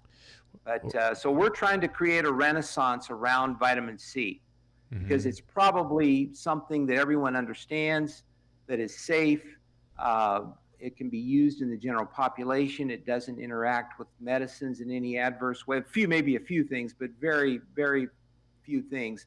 They say there are more people with vitamin C in their medicine cabinets now than have aspirin. Aspirin has kind of lost favor. Vitamin C has gained favor, but I think this is an opportunity for us to really promote something that the general population can make use of in the prevention of chronic illness, especially cancer. Yeah, I hear you. So what are your thoughts about like the different forms of vitamin C? I know you get this question a lot. There's the buffer, there's the plant-based, some of it comes from corn, beets, sago palm. What are your thoughts about the different forms of vitamin C? We use cassava-based vitamin C. So it's hypoallergenic. There's no corn in it. The problem with corn is that you don't know whether you've got GMO corn or not. Right. So we don't really want to promote that. Beets too. I think there's a lot of misunderstandings. There's a group out there that are trying to say that if you don't take vitamin C with bioflavonoids, it's not going to work. Well, I think it works better with bioflavonoids. So don't Okay. get me wrong, I agree with them to that extent. But to say that vitamin C without the bioflavonoids doesn't work is not true. There's just too much research information to show that it works in spite of giving it just as plain vitamin C. But really, when you get down to it, nutrition is the ultimate healer. And so what's happened, though, is that because of the way we don't fertilize our soil, we have nutrient depleted foods these days. And there's very good evidence for this. So, but yes, I kind of tell my patients, if you're going to take IV vitamin C or high doses of buffered C, which is that's a good form, because a lot of people, it does upset their stomach. Sodium ascorbate is a very inexpensive, overlooked form of vitamin C. People steer away from it because they think the sodium is going to cause hypertension. It doesn't. Now, if you've got a lot of fluid overload, you might not be able to take a really big amount of it. But so just in general, lipo C is a little bit more expensive, but it's very well tolerated. People do not get upset stomach. They can take the higher doses. So I think there are different types of vitamin C that are better suited for certain individuals. So I try to individualize that based on each for patient. them. Yeah, for a while there, I was making my own vitamin C or liposomal vitamin C, and we get the ascorbic acid and the sunflower lecithin. We get the jewelry cleaner, and you'd make your own liposomal vitamin C. And then I learned that people were talking about how it's important, if you're going to do that recipe, to do it with a plant-based vitamin C, so it has the buffering compounds, the alkaloids, ribose and all these other things in there, so that it's better. But do you think there's any benefit for people making their own liposomal vitamin C like I was? Well, Dr. Levy looked into that in quite some detail, and his explanation, and I think it's probably valid, he's got some microscopic studies looking at that, what he calls it is the home brew. When you look at the home brew, it's really an emulsified form of vitamin C. And because of that, you can take a lot more without getting sick. But technically speaking, these are not lysosomes. So when people say they're making lysosomal vitamin C, the correct answer is they're making emulsified vitamin C. Actually, Dr. Levy added emulsified vitamin C to his multi-C protocol. He thinks it's a good thing, but he thinks people should call a spade a spade. It's not lipo C, it's emulsified C. I see. But it does allow cancer patients to take a lot more without getting sick to their stomach. So we're certainly not against it. So that could be a valuable addition to the vitamin C armamentarium that people need to develop when they have a chronic illness. Yeah, because essentially it's splitting hairs, I guess, in a sense. But you're correct. If it's not liposomal, it is emulsified. But I guess to the end user, the whole point is to be able to take more of it without stomach issues. And so this is great too. Once again, not to overdo the science, but even the white blood cells have to have what's called vitamin C transporters to get the emulsified C into the white blood cell. Liposomal C is different. It is it's a nano-sized particle. Think of it like an artificial cell, where the membrane of the cell is made from phosphatidylcholine, which is just like our cell membranes. It makes it totally fat soluble. The vitamin C is on the inside, so that allows the intracellular level of white blood cell vitamin C to go up much quicker than vitamin C that's not given by liposomes. So I think it's again, it sounds like I'm splitting hairs, but I think we've got to be scientifically accurate about this. Otherwise, anyone can say anything they want about vitamin C, and I think we've got to verify or refute what people are saying. So when people do make the home brew, just call it what it is. It's an emulsified form of vitamin C. It's still a very good idea. The white blood cells probably still will absorb it, so by all means use it, but it's not going to absorb it as quickly as maybe the liposomal vitamin C. So I'm still in favor of it. Don't get me wrong, but I think it's not the same. Yeah, no, that's good. Let's for the next couple minutes before we close out the show, let's bounce around. We got a couple questions here in the chat room. Bob wants to know what do we need to know about how vitamin C therapy affects free and bound copper levels? That's interesting. I have not seen any big literature on that. Maybe he's aware of something. One of the things about the Riordan Clinic, we do monitor all of the cellular levels. And in our 40, let's see, we were started in 1975 and we've been doing lab testing. I haven't seen any articles come up that it makes a big difference. I would say zinc is the big thing. And, you know, he's not a doctor, but Bill Sardee is a vitamin C writer. And he makes a good point that vitamin C works a lot better in terms of activating your T lymphocytes if you have adequate amounts of zinc. And if people have high copper levels, very commonly they have low zinc levels. Right, so we definitely do keep an eye on that zinc copper ratio. But I suppose if you overindulged in zinc, you might drop your copper levels to a low point. But generally, copper levels are not that big of a problem in most of the patients that we see. With vitamin C, yeah. Okay, cool. Angie's having some issues with her phone buffering, but she says, not buffered vitamin C, but her phone buffering. She says here, I heard you say it causes oxidative stress, and then she goes on to say, C is said to be an antioxidant. Is it when you take a high enough dose that it's an antioxidant, or does low dose do the opposite with cancer? I'm not sure exactly what her question is. Do you know? I do. I get it. Okay. So let's go back to the exercise analogy. So how many of you have known people that, you know, exercise is almost universally touted as a really wonderful, shall we call it a health tonic for just about everything. But how many of you know people that have, maybe they become addicted to exercise and they injure themselves or just exercising all the time? You would say in those people, they've got exercise oxidative stress. Okay. And so hormesis is all about finding the balance point and not exceeding the oxidative stress load of whatever it is you're taking. Alcohol, you know, is a hormetic substance. You know, if you take a drink a day, most people, the research would say that it has some health benefits, but really, if you go over much more than a drink or two at the very most per day, the research is very clear that alcohol is a clear-cut toxin.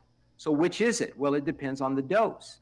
So when you overdose vitamin C, especially intravenously, that's where you can create oxidative stress. We, in our research, have found that break point is somewhere, it's about like an IV, 25-gram IV vitamin C. If you get much over 25 grams, and it also depends on how fast you give it. So the rate of infusion can affect the level of oxidative stress. But 25 grams, anything above that, you're causing oxidative stress. Now that can be a good thing. If you're fighting a vicious cancer, I'm not saying don't do it. But I think this is where we want to look at the whole picture. And this is why I think this research on IVC Plus, where we're doing the bolus, high dose, along with the continuous medium dose, mid dose, may very well be a better strategy. We don't know. We haven't proven that yet, but we're hopeful it is.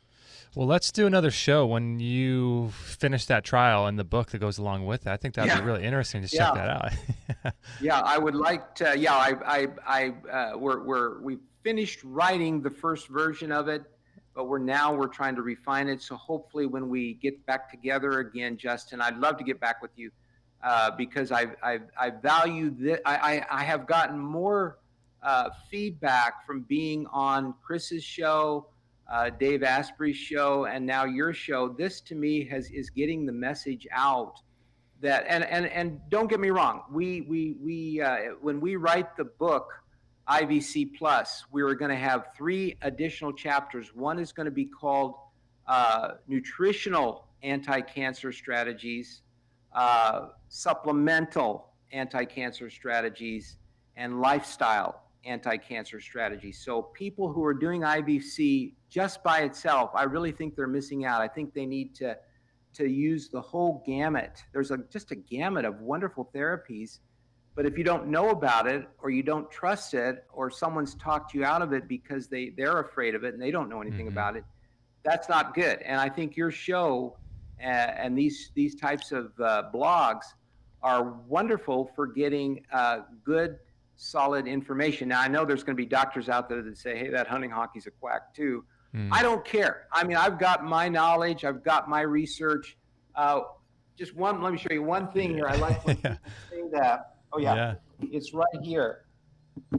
People say there's just no research on nutritional medicine. There's just no research. So it's just not taught in medical school. Yeah, there's a lot of misinformation on nutrition.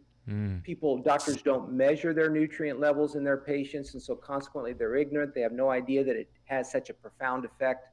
So Dr. Riordan's famous saying was, just like the real estate agents say,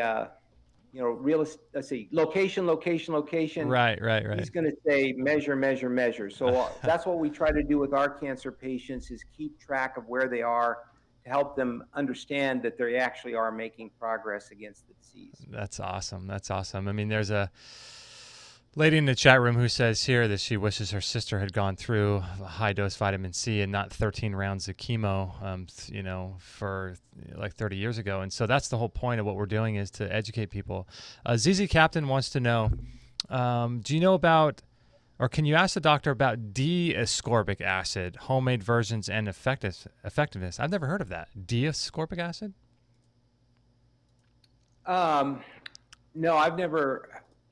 Yeah, it's weird, isn't it? I'm not sure what she's referring. Dihydroascorbate was studied, and you don't want to use that. That's the oxidized form of vitamin C. And actually, Sloan Kettering did research on that, and it was actually negative outcomes. So we don't give that anyway. It'd be like, it's lost it's lost most of its electrons, so it's flat. It's like a flat ascorbate molecule, so I wouldn't recommend that. Ascorbyl palmitate is a fat-soluble vitamin C, and Dr. Levy has that in his protocol, his multi-C protocol. And what that is, it's fat-soluble. So it can be beneficial for oxidized membranes. Supposedly, the ascorbyl palmitate will help reduce some of the oxidative stress in the membranes, which is big, because that's where a lot of your signaling and a lot of things happens. And so when the membranes are bad, your cells are going to be bad. So the moral of the story is to get more vitamin C in your body in as many different ways possibly as you can. And if you are sick, or if you know of somebody who is sick, have them look into, your clinic or other clinics or vitamin C in general, right? So that they can understand what it does. Yeah, it's just trying to regain an ability that we as humans lost, and that is the ability to respond to stress with nature's antidote to oxidative stress, which is vitamin C. And the dosing is always the issue. And so each person's going to need a little bit more and a little bit less. Probably if people did nothing else, get these VitaCheck C strips and measure your vitamin C level throughout the day. You'll be surprised that at certain points of the day, if you're tired or if you're hurting, your vitamin C level is going to be low, and then you can go ahead and take some extra vitamin C. And that way you're measuring and treating your own unique need for vitamin C. Oh, that's awesome. I didn't know about that. Okay, cool. Well, Doc, thank you so much. And, I think we made it through the little technical glitch there. And I'm sorry about that.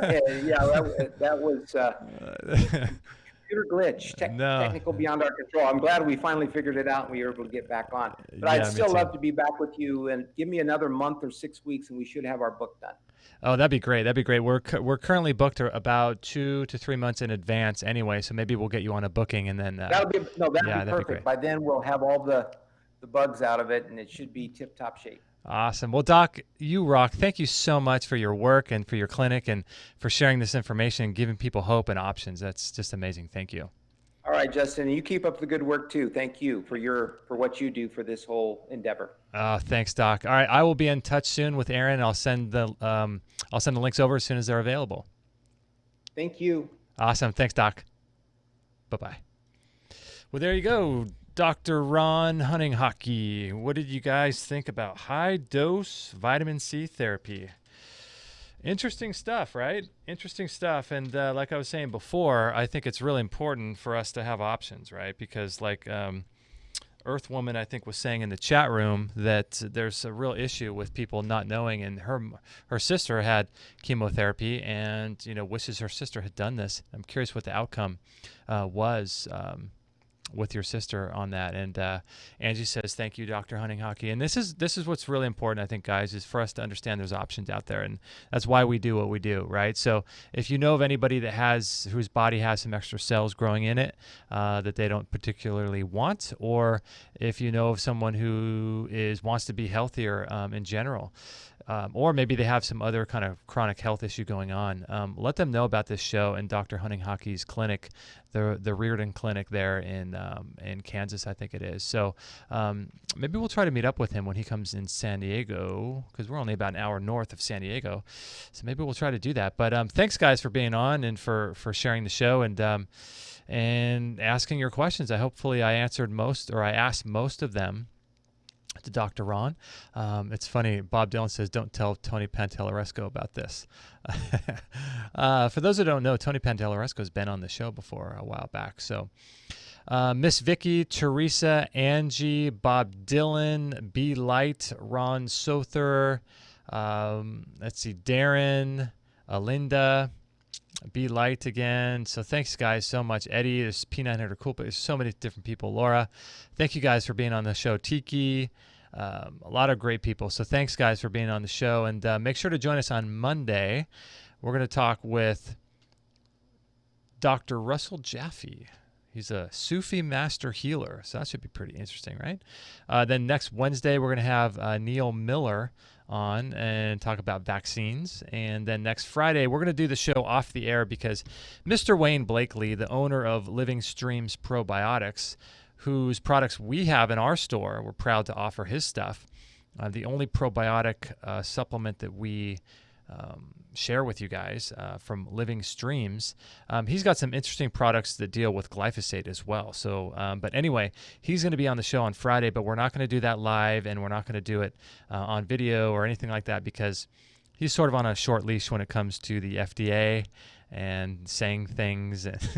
So it's really kind of challenging. He doesn't want to be on the computer and on his face out there and stuff like that. So I've talked with him multiple times off the air about some of the things that he's gone through with the FDA and guys in black helicopters and all that stuff, people visiting him. And so it's important that we keep people safe too. Who would have thought that that we would be having that issue where we can't even speak freely about the different topics that we want to, talk about because you're going to be put in jail. It's like that guy with the MMS.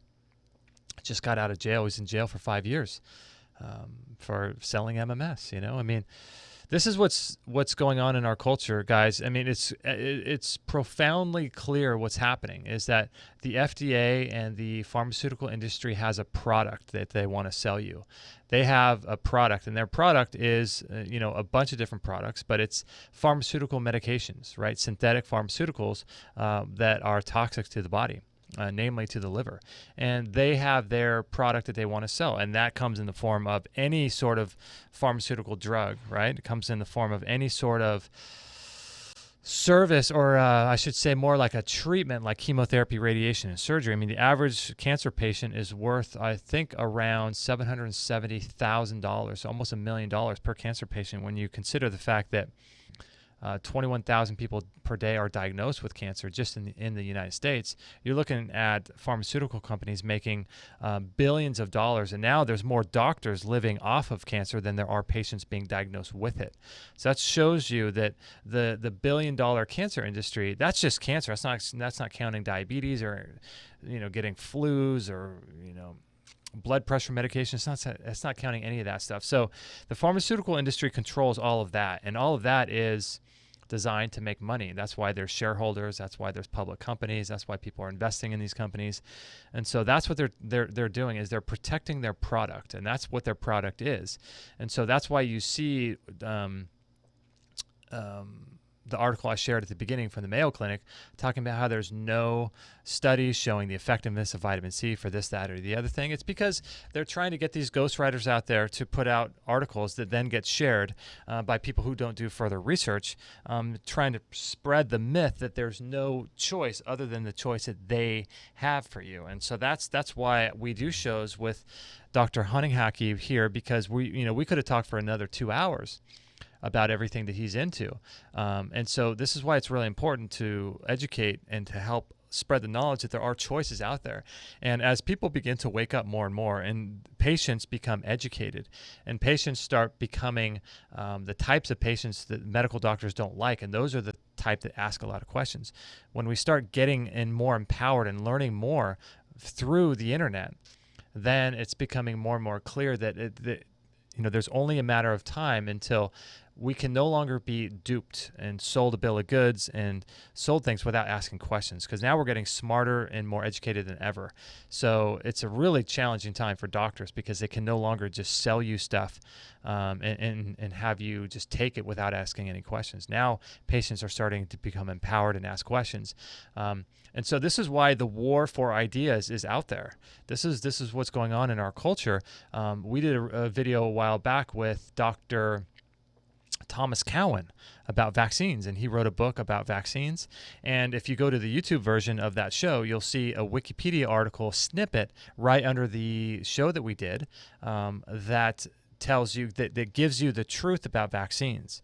And so during the whole hour and a half show that we did with Dr. Thomas Cowan, that's available on our YouTube channel, you could listen to him talk all about vaccines, but then they have to set you straight with a snippet underneath the YouTube video explaining the Wikipedia standard response as to what vaccines are. This is because there's a war of ideas. They've let the cat out of the bag when it comes to the internet. The internet allows human beings like you and I to completely and freely, hopefully, so far, fingers crossed, share information out there. It's becoming more and more a platform now where that's becoming harder and harder, and they're doing that through multiple different ways. And so they're banning accounts now. They're preventing YouTube channels from earning a living, making money off the ads, because the videos are about pharmaceutical drugs and why you should go with natural cures and things like that. And so they're making it more and more difficult to spread information. They're trying to discourage people from sharing information like this, because the more information that gets shared like this, when people become educated, they stop going to their oncologist and they start going to a place like this. And so what they try to do is they try to do everything they can to make you think that there's no studies, or try to put guys like Ron on a website called Quackwatch, right? In my opinion, if you're on Quackwatch, it must mean you're doing something right.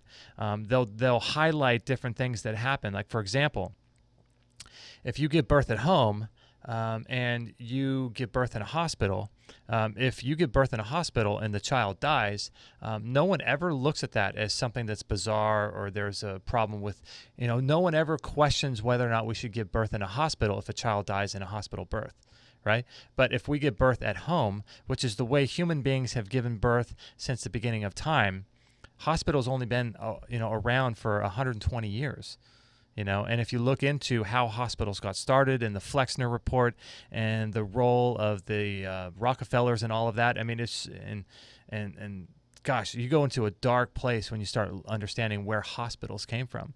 And so what they'll do is they'll highlight these anomalies, right? And they'll make it look like you're a crazy quack if you want to give birth at home, or you're a crazy quack if you want to not take chemotherapy, radiation, and surgery, and you want to do something clean and easy on the body like IV vitamin C therapy.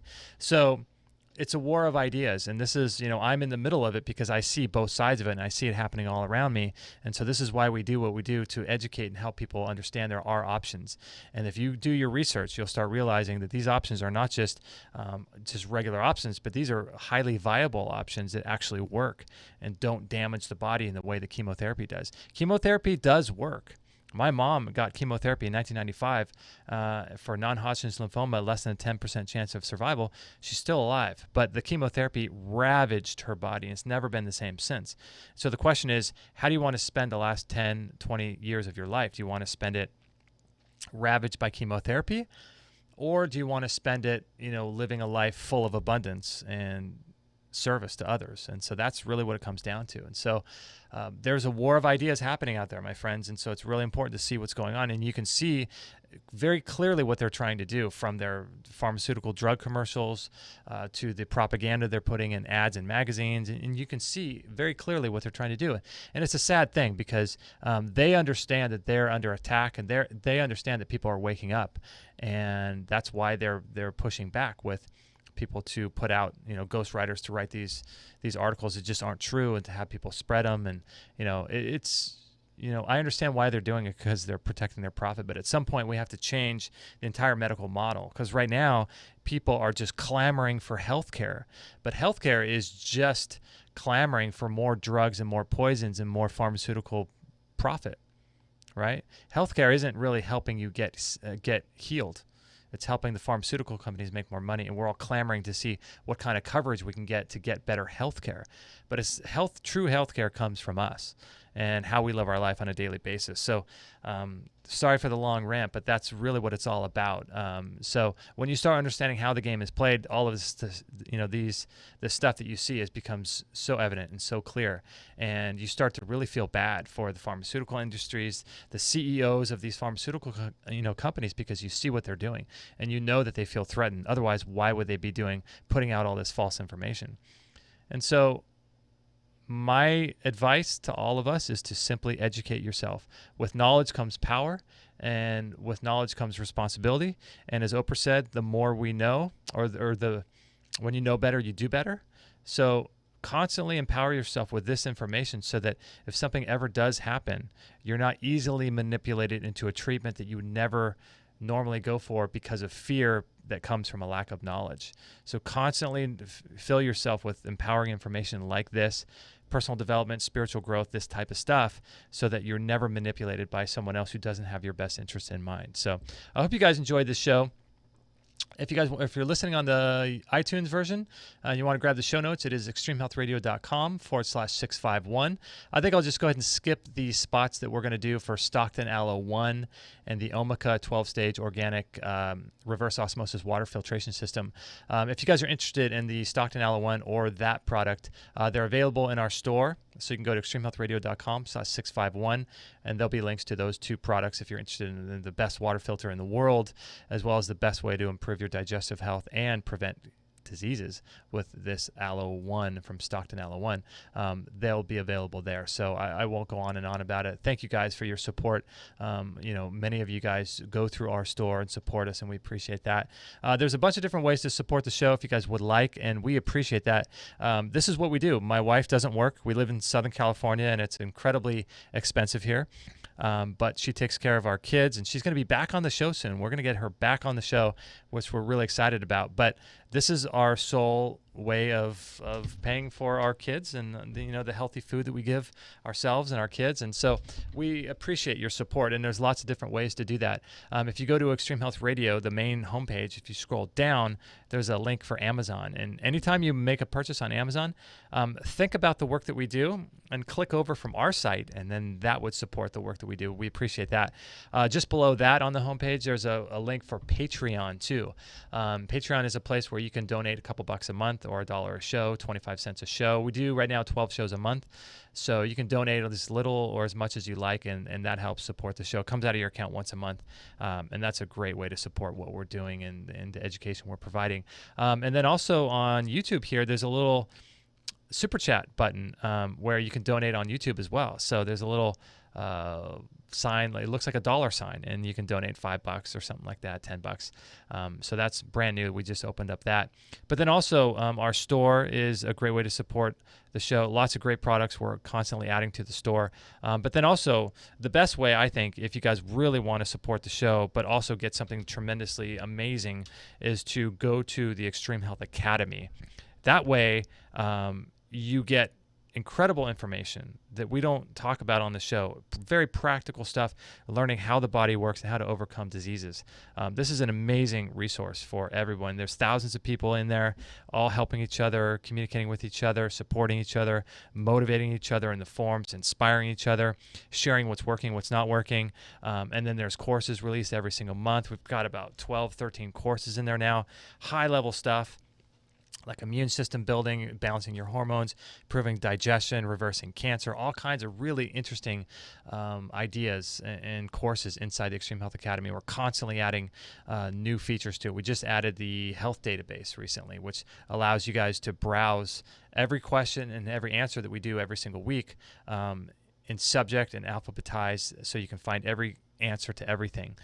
It's an amazing resource. So if you guys are interested in supporting the show and also getting, and joining an amazing community, go to the Extreme Health Academy, enter the code EHR14, and you'll get a free 14-day trial. But anyway, thank you guys just for listening and sharing our show, just for being there. We appreciate that so much. It's really amazing. And I just love you guys so much. So thank you very, very much. We love you. We'll be back on Monday. Who do we have on Monday? Oh, we got Dr. Russell Jaff. Yeah, Sufi Master Healer. So that'll be a great show, 10:45 a.m. Make sure to subscribe on YouTube and iTunes and all that good stuff. And we just love you guys. Have a great, great weekend, you guys. Make time for self-care. Please do that. You are worth it to take care of yourself. Even if you have to do it at 10 o'clock at night like I did last night, you're worth it, guys. You're worth it, you're worth it, you're worth it. So continue to invest in yourself and to improve your life. So thank you again for being here. We love you. And I'll catch you guys on Monday at 10:45. Now I'm going to go break my fast, eat my apple, and I'll see you guys on Monday. All right, guys. Love you. Bye-bye. No material on this blog is intended to suggest that you should not seek professional medical care. Always work with qualified medical professionals, even if you educate yourself in the field of live food, nutrition, and alternative medicine. I'm not a doctor, nor am I offering readers medical advice of any kind. None of the information offered here should be interpreted as a diagnosis of any disease, nor an attempt to treat or prevent any disease or condition. While information in this blog is discussed in the context of numerous conditions, it can be dangerous to take action based on any information in this blog or to start any health program without first consulting a health professional. The content found here is for informational purposes only and is in no way intended as medical advice, as a substitute for medical counseling, or as a treatment/cure for any disease or health condition, and nor should it be continued as such. Always work with a qualified healthcare professional before making any changes to your diet, prescription drug use, lifestyle, or exercise activities. This information is provided as is, and the reader/viewer assumes all risks from the use, non-use, or misuse